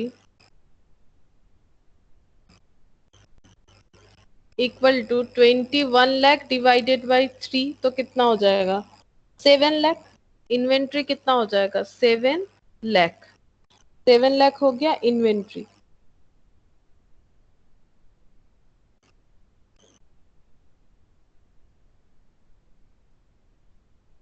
तो ये देखो, यहाँ पर हम लोग जो इन्वेंट्री है इसमें लिख सकते हैं 7 लाख।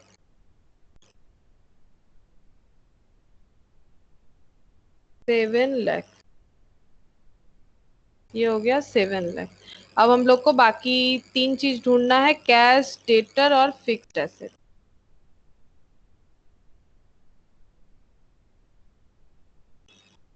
एवरेज इन्वेंट्री मिल गया। अब हम लोग कैलकुलेट करेंगे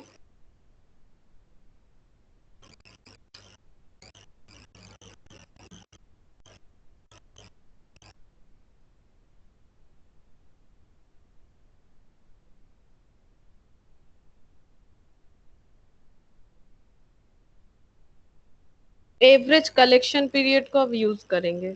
एवरेज, तो डेटा निकल जाएगा एवरेज कलेक्शन पीरियड। अब हम लोग का जो है वो डेज में दिया हुआ था 40 डेज, तो हम लोग इसको लिखेंगे 360 डिवाइडेड बाय क्या होता है, डेटर टर्नओवर रेशियो। तो एवरेज कलेक्शन पीरियड हम लोग का 40 डेज दिया हुआ है, 40 इक्वल टू 360 बाई DTR यानी डेटर टर्नओवर रेशियो। तो 40 into DTR equal to 360, therefore DTR equal to 360 by 40। तो DTR इक्वल टू हो जाएगा 9 टाइम्स। और डेटर टर्नओवर रेशियो जैसे ही कैलकुलेट हो गया तो हम लोग वहां से डेटर कैलकुलेट कर सकते हैं। तो डेटर टर्नओवर रेशियो का फॉर्मूला होता है टर्नओवर यानी सेल, लेकिन debtor related to credit sales. अब क्वेश्चन में कुछ नहीं बताया तो पूरा सेल को ही क्रेडिट मान लेंगे, credit sale divided by average debtor. तो 9 सेल्स, अभी हम लोगों ने थोड़ी देर पहले कैलकुलेट किया था, सेल का डेटा क्या था, 30 lakh. 30 lakh divided by average debtor. तो 9 into average debtor equal to 30 lakh average debtor, 30 lakh by 9। तो देखो डेटर कितना होता है, 30 लाख डिवाइडेड बाई 9 करके देखो।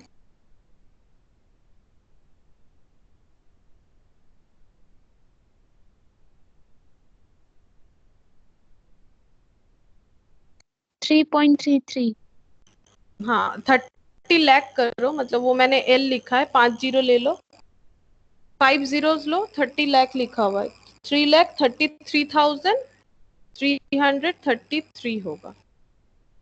ये 30 लाख है ना, मैंने वो जीरो मतलब लिखने के चक्कर में हटा दिया है, तुम लोग 30 लाख लिख लो, 5 जीरो होगा यहाँ पर, 5 टाइम्स जीरो होगा यहाँ। हाँ फिर मैम 3,33,333। हाँ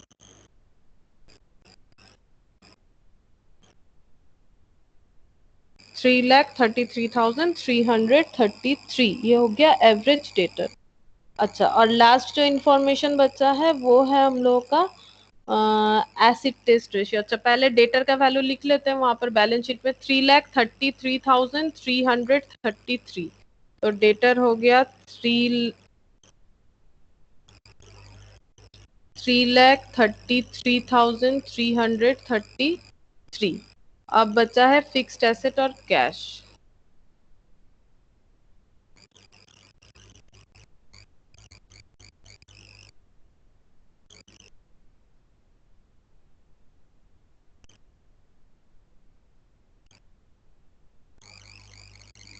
एसिड टेस्ट रेशियो,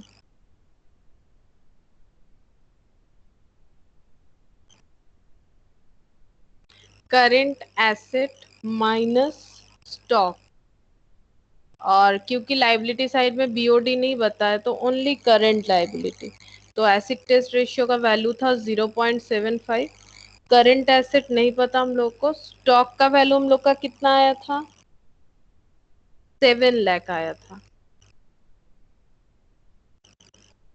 और करंट लाइबिलिटी कितना आया था, करंट लाइबिलिटी हम लोग बैलेंस शीट में देख लेते हैं कितना आया है हम लोग का, 5 लाख। अच्छा करंट लाइबिलिटी आया था 5 लाख कैलकुलेट करके, तो करंट लाइबिलिटी हो जाएगा डिवाइडेड बाय 5 लाख।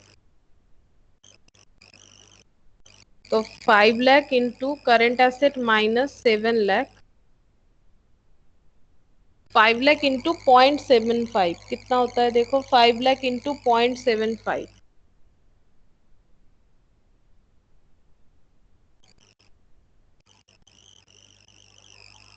कितना होता है, 3,75,000। हाँ तो current asset equal to 7 lakh plus 3,75,000, that is 10,75,000 current asset 10,75,000।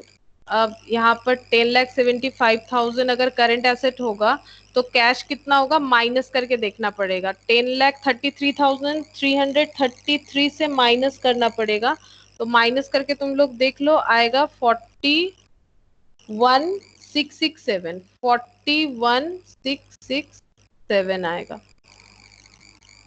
10,75,000 से माइनस मतलब कैश कैसे निकाला यहाँ दिखा देते हैं। 10,75,000 है टोटल करंट एसेट, माइनस कर देंगे इन दोनों को, ये दोनों मिला के हो रहा है 10,33,333, तो माइनस करने से 41,667 कैश आ जाएगा।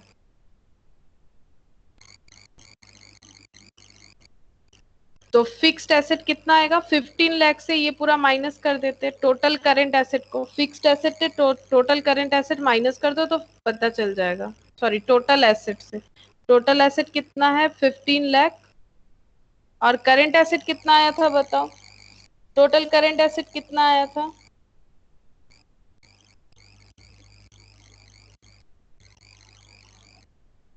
टेन लाख, ये तो रहा 10,75,000, तो माइनस करके देखो कितना आता है 15 लाख माइनस 10,75,000।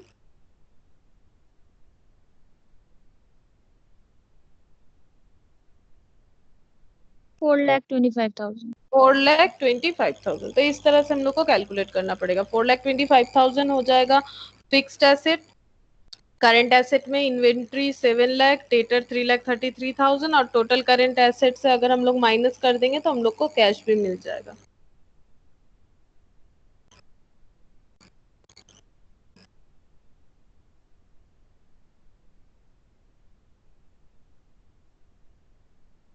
तो बैलेंस शीट को तुम लोग वो क्वेश्चन देख के कर सकते हो।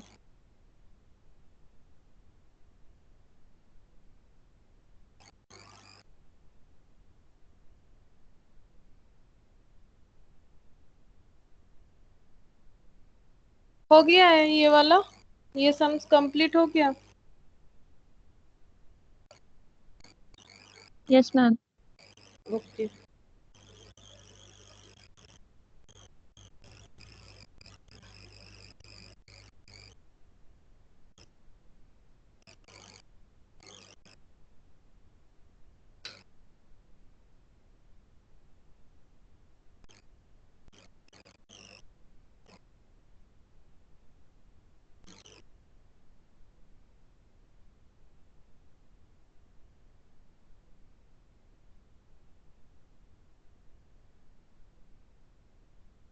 अच्छा, अब देखो ये क्वेश्चन।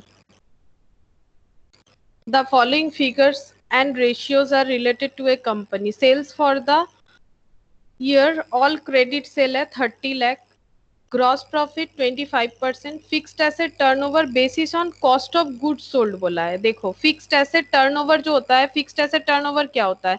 फिक्स्ड एसेट टर्नओवर में होता है सेल्स डिवाइडेड बाय क्या होता है एवरेज फिक्स्ड एसेट, क्योंकि हर टर्नओवर रेशियो का फॉर्मूला होता है सेल्स डिवाइडेड बाय एवरेज उस चीज का जिसके ऊपर हम लोग टर्नओवर काउंट करें। लेकिन यहाँ पर बोल दिया है सीओजीएस बेसिस पे करना है, तो यहाँ सेल्स नहीं लेंगे, यहाँ लेंगे COGS.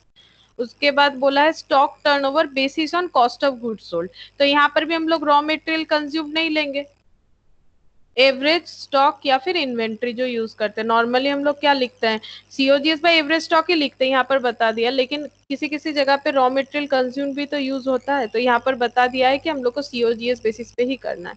Liquid ratio, current ratio, debtor collection period, reserve and surplus to share capital, मतलब पूरे शेयर कैपिटल में कितना रिजर्व एंड सरप्लस है। उसके बाद है कैपिटल गियरिंग रेशियो 0.5, और नेक्स्ट है fixed asset to net worth, और नहीं है, बस इतना information. You are required to prepare balance sheet of the company on the basis of the above details. तो इस डिटेल्स से हम लोग को कंपनी का बैलेंस शीट प्रिपेयर करना है। तो तुम लोग चाहो तो फटाफट एक बार डिटेल्स को कॉपी में नोट डाउन कर लो। सेल्स ब्रैकेट में लिख लो all credit 30 lakh, gross profit जो है वो है 25%, fixed asset turnover basis of COGS लिख लो ब्रैकेट में 1.5,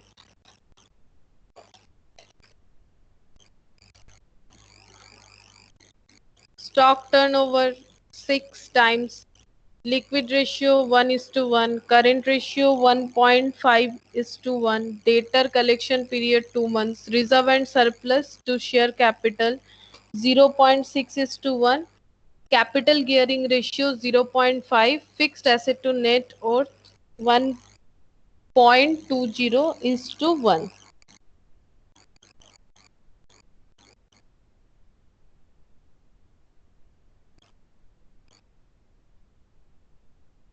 तो यहाँ से देखो हम एक चीज बताते हैं, तुम लोग कैसे स्टार्ट कर सकते हो। तुम लोग चाहो तो इसे स्टार्ट कर सकते हो। देखो सबसे पहले जो फिक्स्ड एसेट टर्नओवर रेशियो बताया था, इसका हम लोग को ये लिखना है, इसका हम लोग को लिखना है COGS डिवाइडेड बाय क्या लिखेंगे, एवरेज फिक्स्ड एसेट। अब एवरेज का कोई काम है नहीं क्योंकि यहाँ पर ओपनिंग क्लोजिंग दो डेटा तो है नहीं।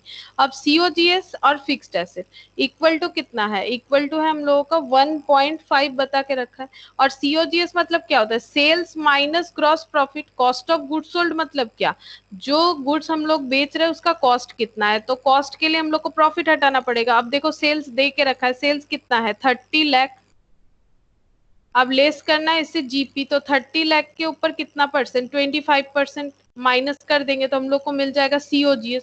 तो COGS अगर मिल जाएगा तो COGS divided by fixed asset equal to 1.5। इसका देखो कितना होता है, कैलकुलेट करके एक बार बताओ। 30 लाख इंटू 25% कितना होता है,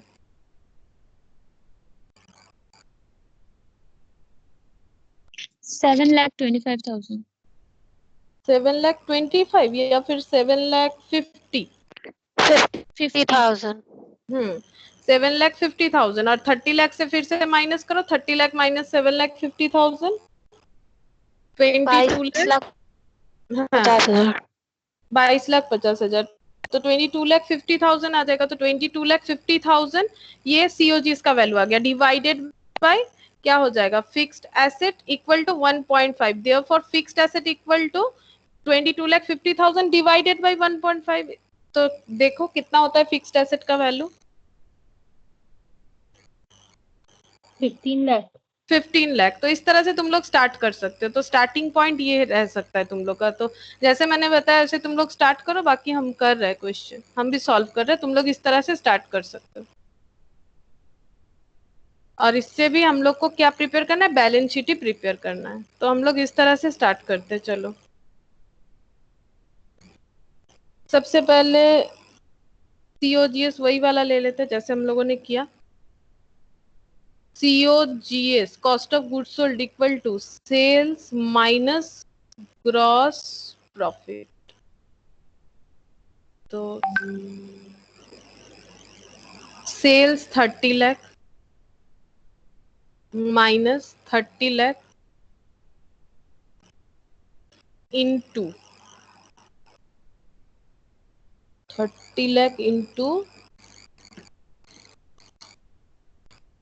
परसेंटेज था 25%।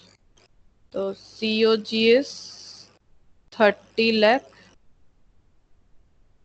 माइनस 7,50,000 इक्वल टू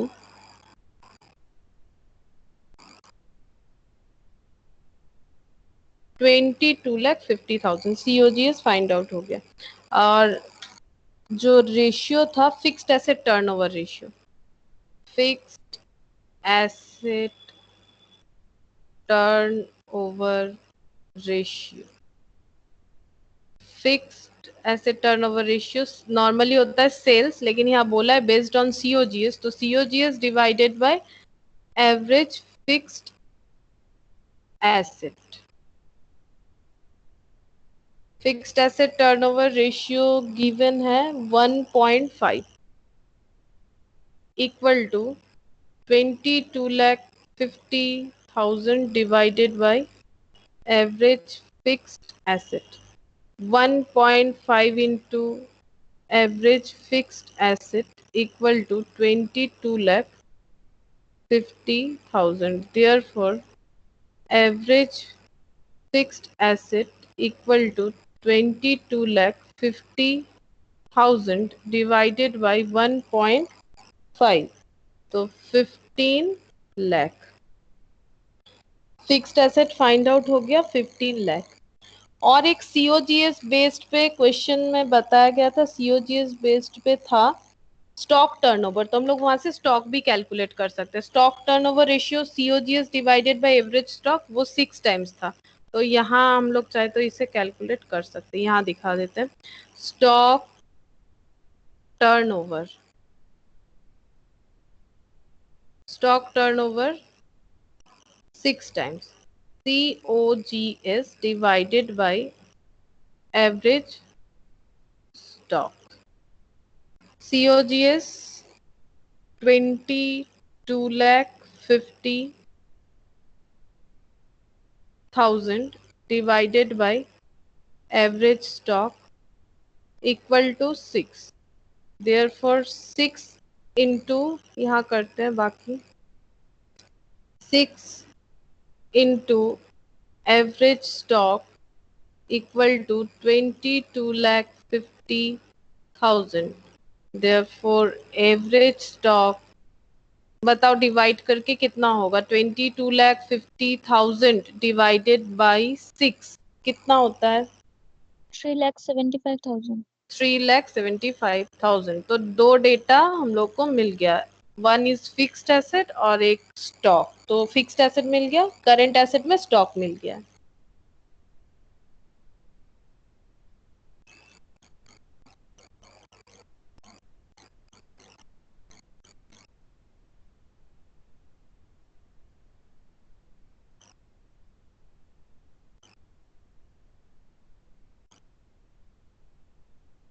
ये वाला हो गया है? हाँ मैम। अच्छा, अब नेक्स्ट देखो लिक्विड रेशियो, करंट रेशियो।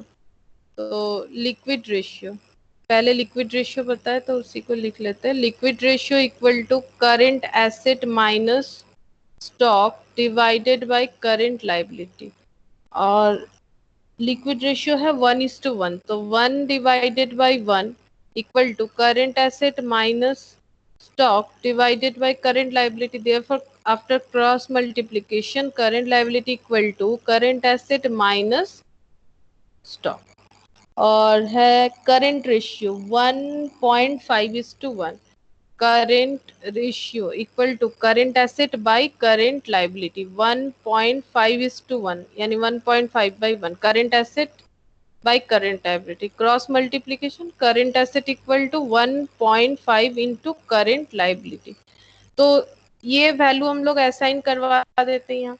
तो current liability equal to current asset का मतलब क्या होता है, 1.5 current liability, 1.5 current liability minus stock.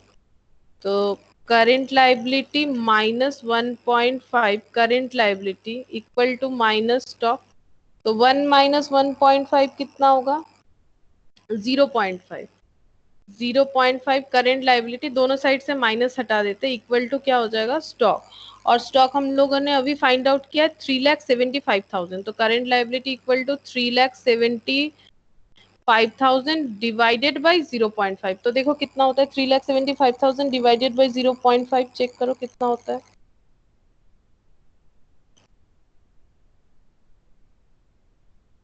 7,50,000।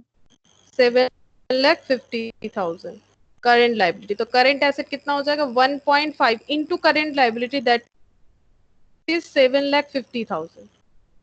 Then 7,50,000 into 1.5 कितना होता है, देखो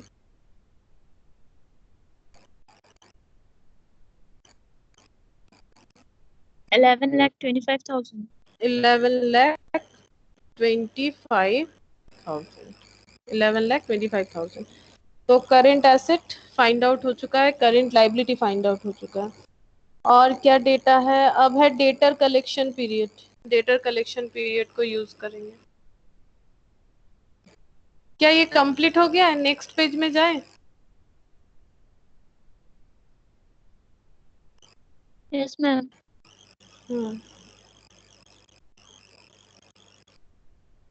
debtor collection period, debtor collection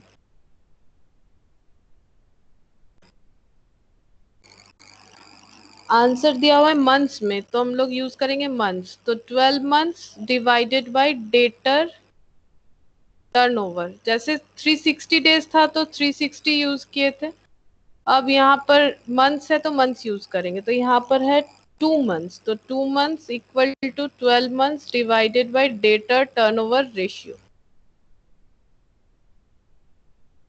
2 months into debtor turnover ratio equal to 12 months.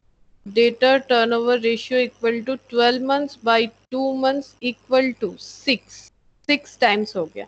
अब debtor turnover ratio means credit sales divided by average debtor equal to 6। और question के starting में बता दिया था sales all credit, credit sales 30 lakh हो जाएगा, तो यहाँ कर लेते हैं 30 lakh divided by average debtor equal to 6। 6 into average debtor equal to 30 lakh, then average debtor equal to 30 lakh divided by 6, 5 lakh। तो डेटर भी फाइंड आउट हो गया, डेटर हो जाएगा 5 लाख।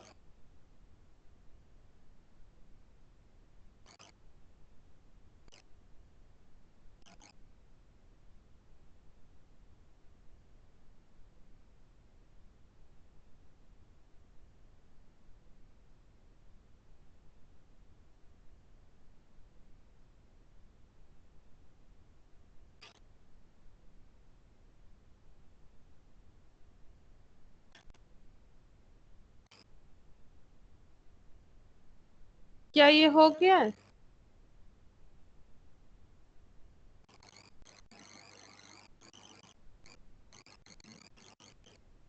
हटाए इसको। Yes ma'am. अच्छा, अब नेक्स्ट है देखो reserve and surplus to share capital. तो रिजर्व एंड सरप्लस टू मतलब डिवाइडेड बाय शेयर कैपिटल 0.6:1 और है capital gearing ratio, capital gearing ratio 0.5 and fixed asset to net worth 1.20:1। Cross multiplication fixed asset equal to 1.20 into net worth, और net worth हम लोग को starting में ही पता था। तो बताओ नेट वर्थ कितना आया था हम लोग का? नेट वर्थ पता था हम लोगों को इस क्वेश्चन में? ना मैम। नेट वर्थ नहीं था गिवन। मैम अच्छा, फिक्स्ड एसेट पता था। फिक्स्ड एसेट पता था। अच्छा, तो फिक्स्ड एसेट लिख लो। फिक्स्ड एसेट कितना था? 15 लाख। 15 लाख। तो नेट वर्थ कैलकुलेट हो जाएगा। तो 15 लाख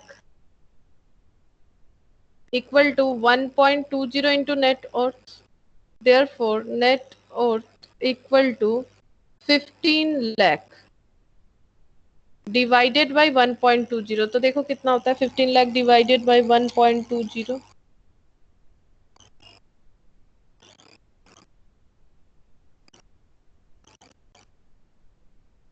12,50,000। 12,50,000। हाँ, 12,50,000। तो ये बन गया नेट ओट। नेट ओट मतलब शेयर कैपिटल। अब इसमें देखो reserve and surplus divided by share capital into 0.6/1। तो क्रॉस मल्टीप्लीकेशन करो, reserve and surplus equal to 0.6 into share capital. और नेट ओट मतलब प्रोपाइटर्स फंड, प्रोपाइटर्स फंड मतलब ही शेयर कैपिटल। और शेयर कैपिटल जब तक कुछ ना बोले तो इक्विटी ही मानेंगे, प्रेफरेंस नहीं माना जाता है। तो 0.6 into 12,50,000 reserve surplus find out हो जाएगा। 0.6 इंटू 12,50,000। देखो कितना आता है रिजर्व एंड सरप्लस।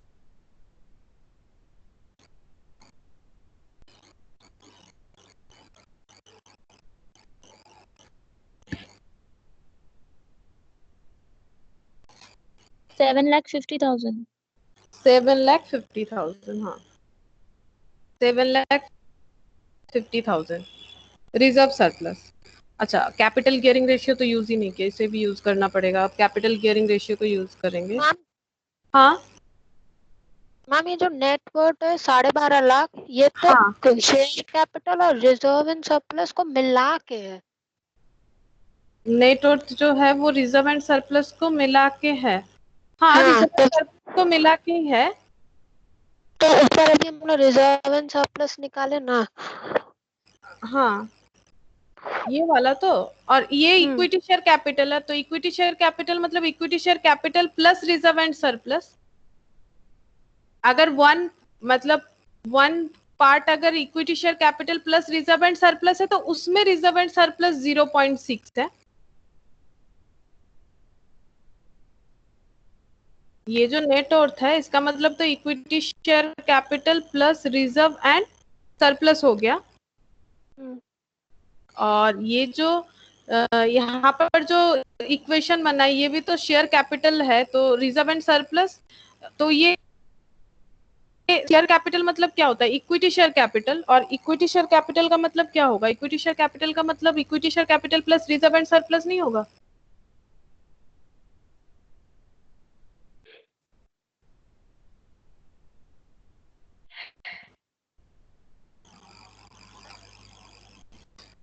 नहीं समझ में आ रहा है?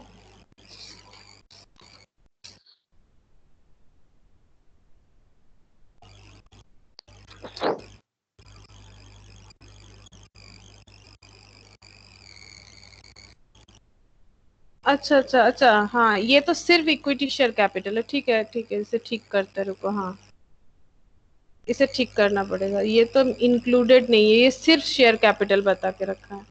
अच्छा ठीक है, तो यहाँ पर इसे चेंज कर देते, रुक जाओ।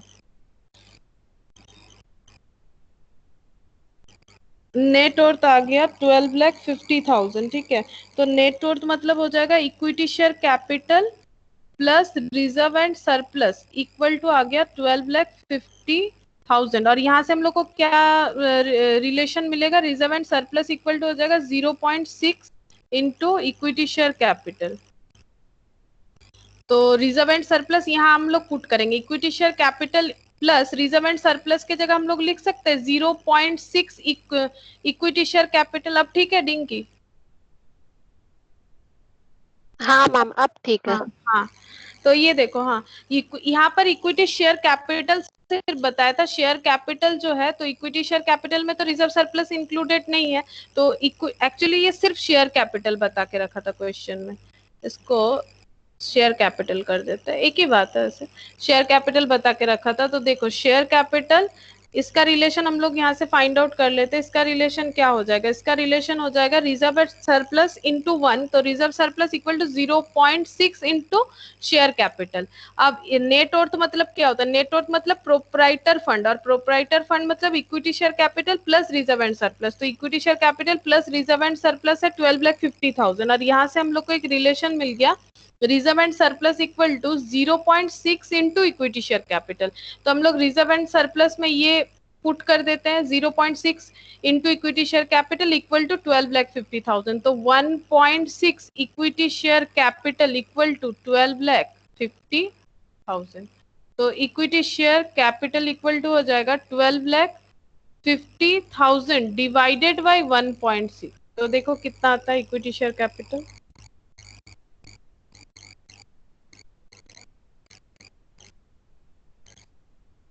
डिवाइड करके देखो कितना आ रहा है। 781250। 781250 781250 7,81,250 7,81,250 ये मिल गया इक्विटी शेयर कैपिटल। तो रिजर्व सरप्लस भी मिल जाएगा। रिजर्व सरप्लस कितना हो जाएगा? ये जो वैल्यू आया इंटू 0.6, यहाँ से इससे इस इक्वेशन से निकालो 0.6 इंटू 7,81,250। अब देख लो कैलकुलेट करके कितना आ जा रहा है reserve and surplus.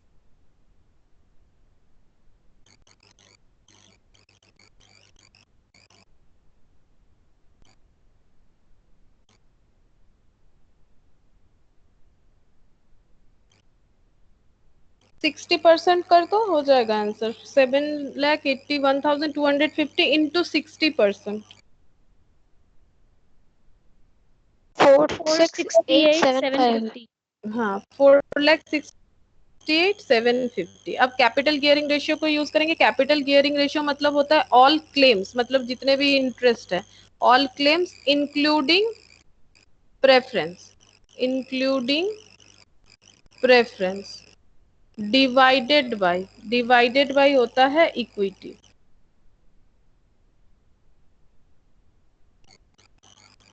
Divided bye होता है मतलब इक्विटी शेयर कैपिटल। तो यहाँ पर वैल्यू था 0.5। अब इसे इंटू करेंगे तो ऑल क्लेम्स जो है वो कैलकुलेट हो जाएगा। ऑल क्लेम्स हो जाएगा इंक्लूडिंग प्रेफरेंस शेयर। जो भी यहाँ प्रेफरेंस शेयर तो बोला नहीं है, तो इस क्वेश्चन में प्रेफरेंस शेयर वैलिड नहीं होगा। अब यहाँ पर लेकिन इक्विटी का मतलब होता है, मैंने स्टार देके लिखवाया था लास्ट दिन फॉर्मूला में, यहाँ पर इक्विटी का मतलब होता है equity share capital plus reserve and surplus, तो नेट ओर्थ होता है। यहाँ पर इक्विटी का मतलब होता है नेट ओर्थ। तो यहाँ पर हो जाएगा 12,50,000। तो इंटू करके देखो कितना होता है। जो क्लेम्स है मतलब लॉन्ग टर्म डेप्ट है वो कितना होता है। 12,50,000 का 50% करो।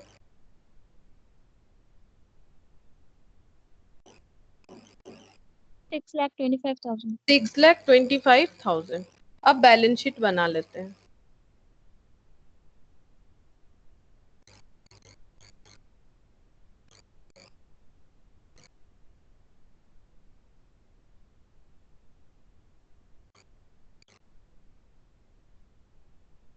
तो देखो बैलेंस शीट में क्या होगा। इक्विटी शेयर कैपिटल ये आया हम लोग का 7,81,250। Reserve and surplus 4,68,750। और करंट लाइबिलिटी आया था 7,50,000। और क्लेम्स अभी आया, क्लेम मतलब जो भी डेप्ट होता है, तो लॉन्ग टर्म डेप्ट ही मान लेते हैं 6,25,000। अच्छा, फिक्स्ड एसेट जो है वो आया था 15 लाख।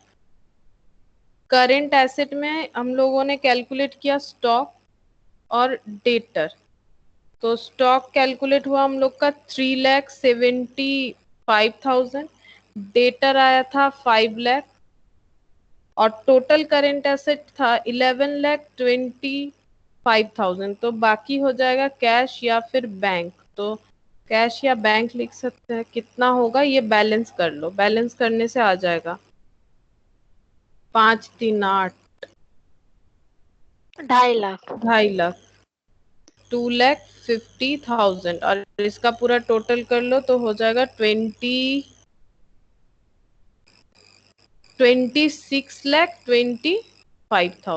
26,25,000।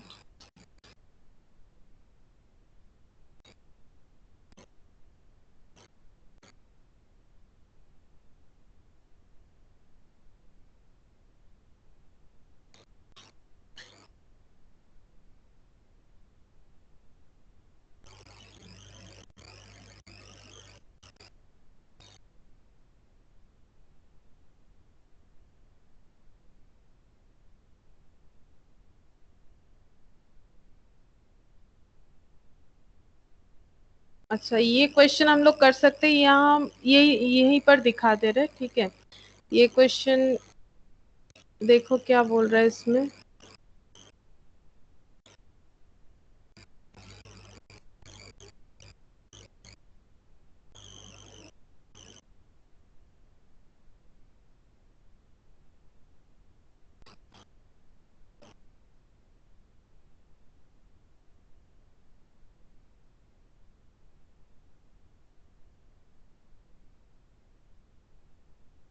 इसमें बोला है देखो, PKJ limited has made plans for the next year 2015-16. It is estimated that the company will employ total asset 25 lakh. Company का total asset है 25 lakh.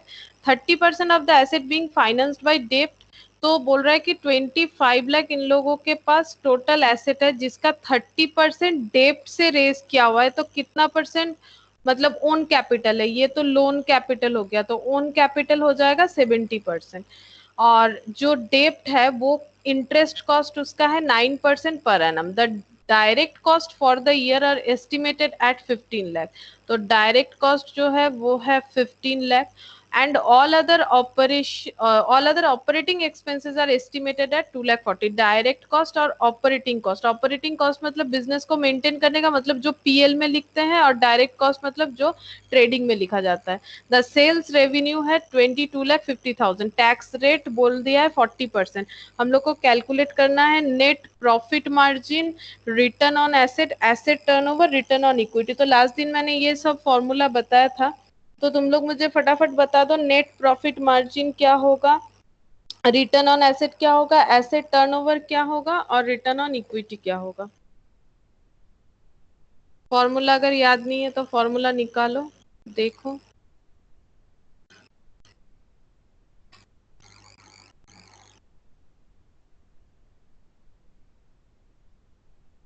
नेट प्रॉफिट मार्जिन का क्या था? Net profit divided by sales into 100।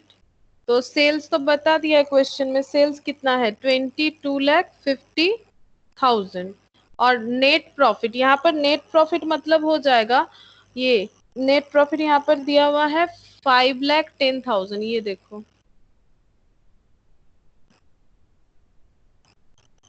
ये हम लोग को मतलब कैलकुलेट करना पड़ेगा। 5,10,000 आएगा। कैसे कैलकुलेट करेंगे? जैसे ट्रेडिंग पीएल में करते, जो मैंने बताया था, सेल्स उससे माइनस करो सीओजीएस। तो देखो सेल्स कितना है, सेल्स है 22,50,000। उससे सीओजीएस माइनस करो। सीओजीएस मतलब कॉस्ट ऑफ गुड सोल्ड, जो ट्रेडिंग में लिखा जाता है। जो यहाँ पर लैंग्वेज डायरेक्ट कॉस्ट का यूज किया, मैंने पहले ही बताया, ट्रेडिंग में लिखा जाता है। ये देखो ट्रेडिंग में लिखा जाता है 15 लाख। तो इसे माइनस करो, कितना होता है? Gross profit 7,50,000। 7,50,000। अब इससे माइनस करेंगे नेट पीएल में जो खर्चा दिया जाता है, that is operating expense 2,40,000। Minus करो इससे ऑपरेटिंग एक्सपेंस 2,40,000। ऐसा हम लोगों ने लास्ट दिन एक क्वेश्चन किया था, 2,40,000। तो कितना बचेगा? 5,10,000। तो इसे ही हम लोग बोलते हैं EBIT। तो हम लोग को वही EBIT लेना पड़ेगा। नेट प्रॉफिट पूछा है तो EBIT कितना आ गया? 5,10,000। तो 5,10,000। और अगर हम लोग नेट EBIT लेंगे तो ये 5,10,000 में हम लोग टैक्स को माइनस कर सकते हैं। मतलब इस तरह से इसको लिख सकते हैं। देखो ये वाला लैंग्वेज यूज करेंगे। इसमें हम लोग लिखेंगे EBIT, ये तुम लोग भी लिख लो। जब टैक्स रहेगा तो इस तरह से EBIT इंटू 1 माइनस टी, मतलब टैक्स, टैक्स को माइनस कर देंगे। अब तुम लोग चाहो तो डायरेक्ट 5,10,000 पे 30%, फिर 40%, फिर माइनस 5,10,000 करोगे तो भी सेम आंसर आएगा। या फिर 5,10,000 इंटू 60%, मतलब आफ्टर टैक्स ना, टैक्स 40% है तो टैक्स देने के बाद कितना बचेगा? 60%। तो 5,10,000 के ऊपर 60% लगा लो, या फिर 40% लेस करके लगाओ, सब में सेम आंसर आएगा। तो मुझे बताओ कितना आ रहा है? डिवाइडेड बाई 22,50,000 इंटू 100 करने पे EBIT टैक्स लेस करो, 5,10,000 से टैक्स लेस करो, फिर डिवाइडेड बाई 22,50,000 इंटू 100। जिसको जिस तरह से ठीक लगता है उस तरह से टैक्स लेस करो। 13.33%। हाँ 13.6% आ रहा है। 5,10,000 उससे टैक्स हटाओ, 5,10,000 माइनस, मतलब इस तरह से 5,10,000 माइनस 5,10,000 इंटू 40%, ये भी कर सकते हो। कितना हो रहा है देखो,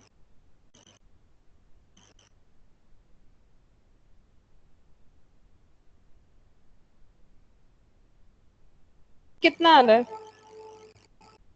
13.33 ही आ रहा है। 13.33 आ रहा है। सबका 13.33 आ रहा है। না 13.6 এসছে। 6 तो देखो ज्योति कुछ गलत हो रहा होगा। 13.6 आएगा। 5,10,000 माइनस करके देखो, 5,10,000 पे 40% लगाओ।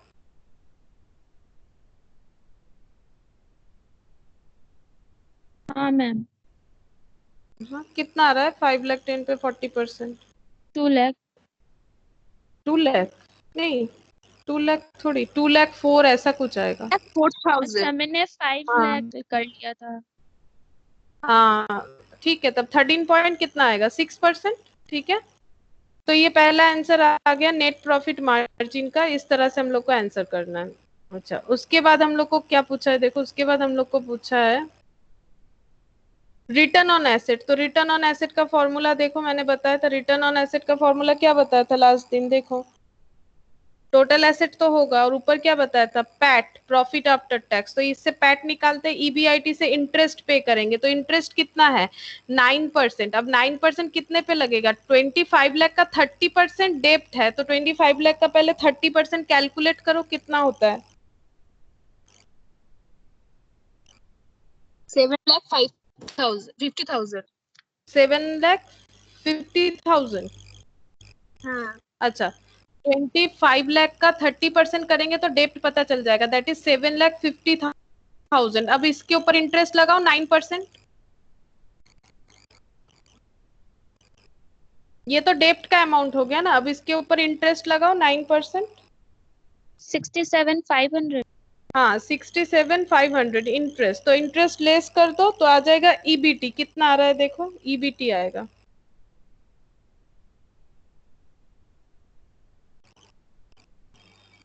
6,82,500। नहीं माइनस होगा ना, ऐड कर दिया तुमने, 4,42,500 माइनस करो।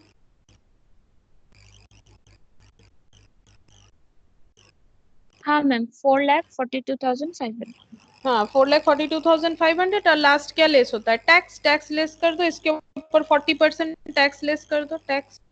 फिर देखो क्या आता है, पैट, प्रॉफिट आफ्टर टैक्स, इसके ऊपर 40%, 1,77,000। 1,77,000 माइनस 2,65,500 आएगा देखो। हाँ ताई हाँ 2,65,500 डिवाइडेड बाय टोटल एसेट। तो टोटल एसेट कितना है, टोटल एसेट है 25 लाख, ये तो क्वेश्चन में बता के रखा है टोटल एसेट है 25 लाख। अब डिवाइड कर दो, देखो आंसर आ जाएगा। डिवाइड करके इनटू 100 कर दो। 10.6%। 10.6%। 10.6%।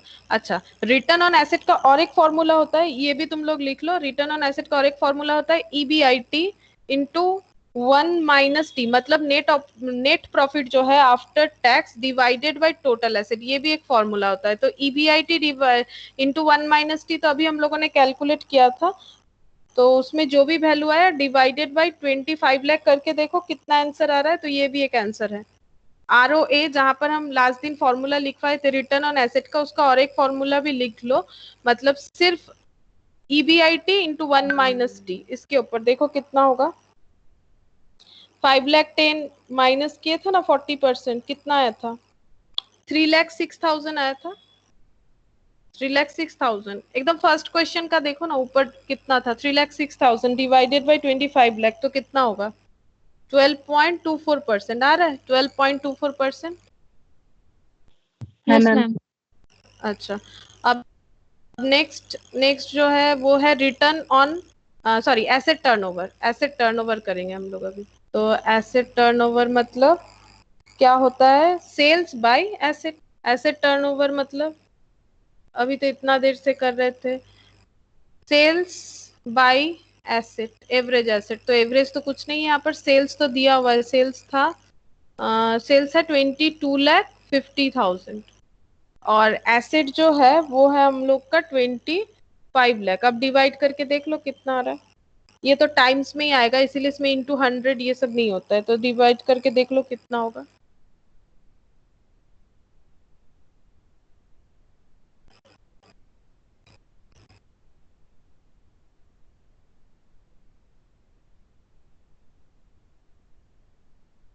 $0.92।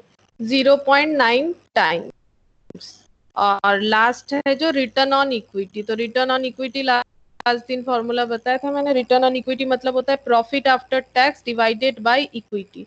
तो प्रॉफिट आफ्टर टैक्स तो हम लोगों ने कैलकुलेट करके रखा है, जो आया है 2,65,500, 2,65,500। और इक्विटी कैसे कैलकुलेट करेंगे, ये देखो 30% जो था वो फाइनेंस्ड बाय डेब्ट था, तो 70% इक्विटी होगा, तो 25 लाख का 70% कर लो, 25 लाख का 70% कर लो तो इक्विटी मिल जाएगा, फिर उसे डिवाइड करो।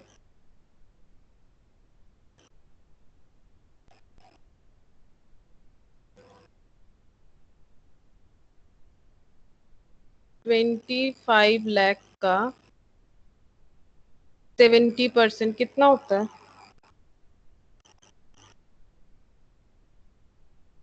17,50,000। 17,50,000।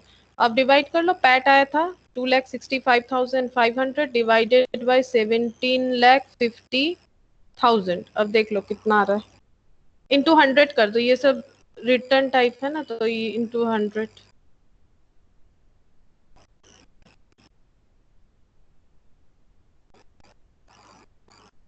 15.17%। 15.17%।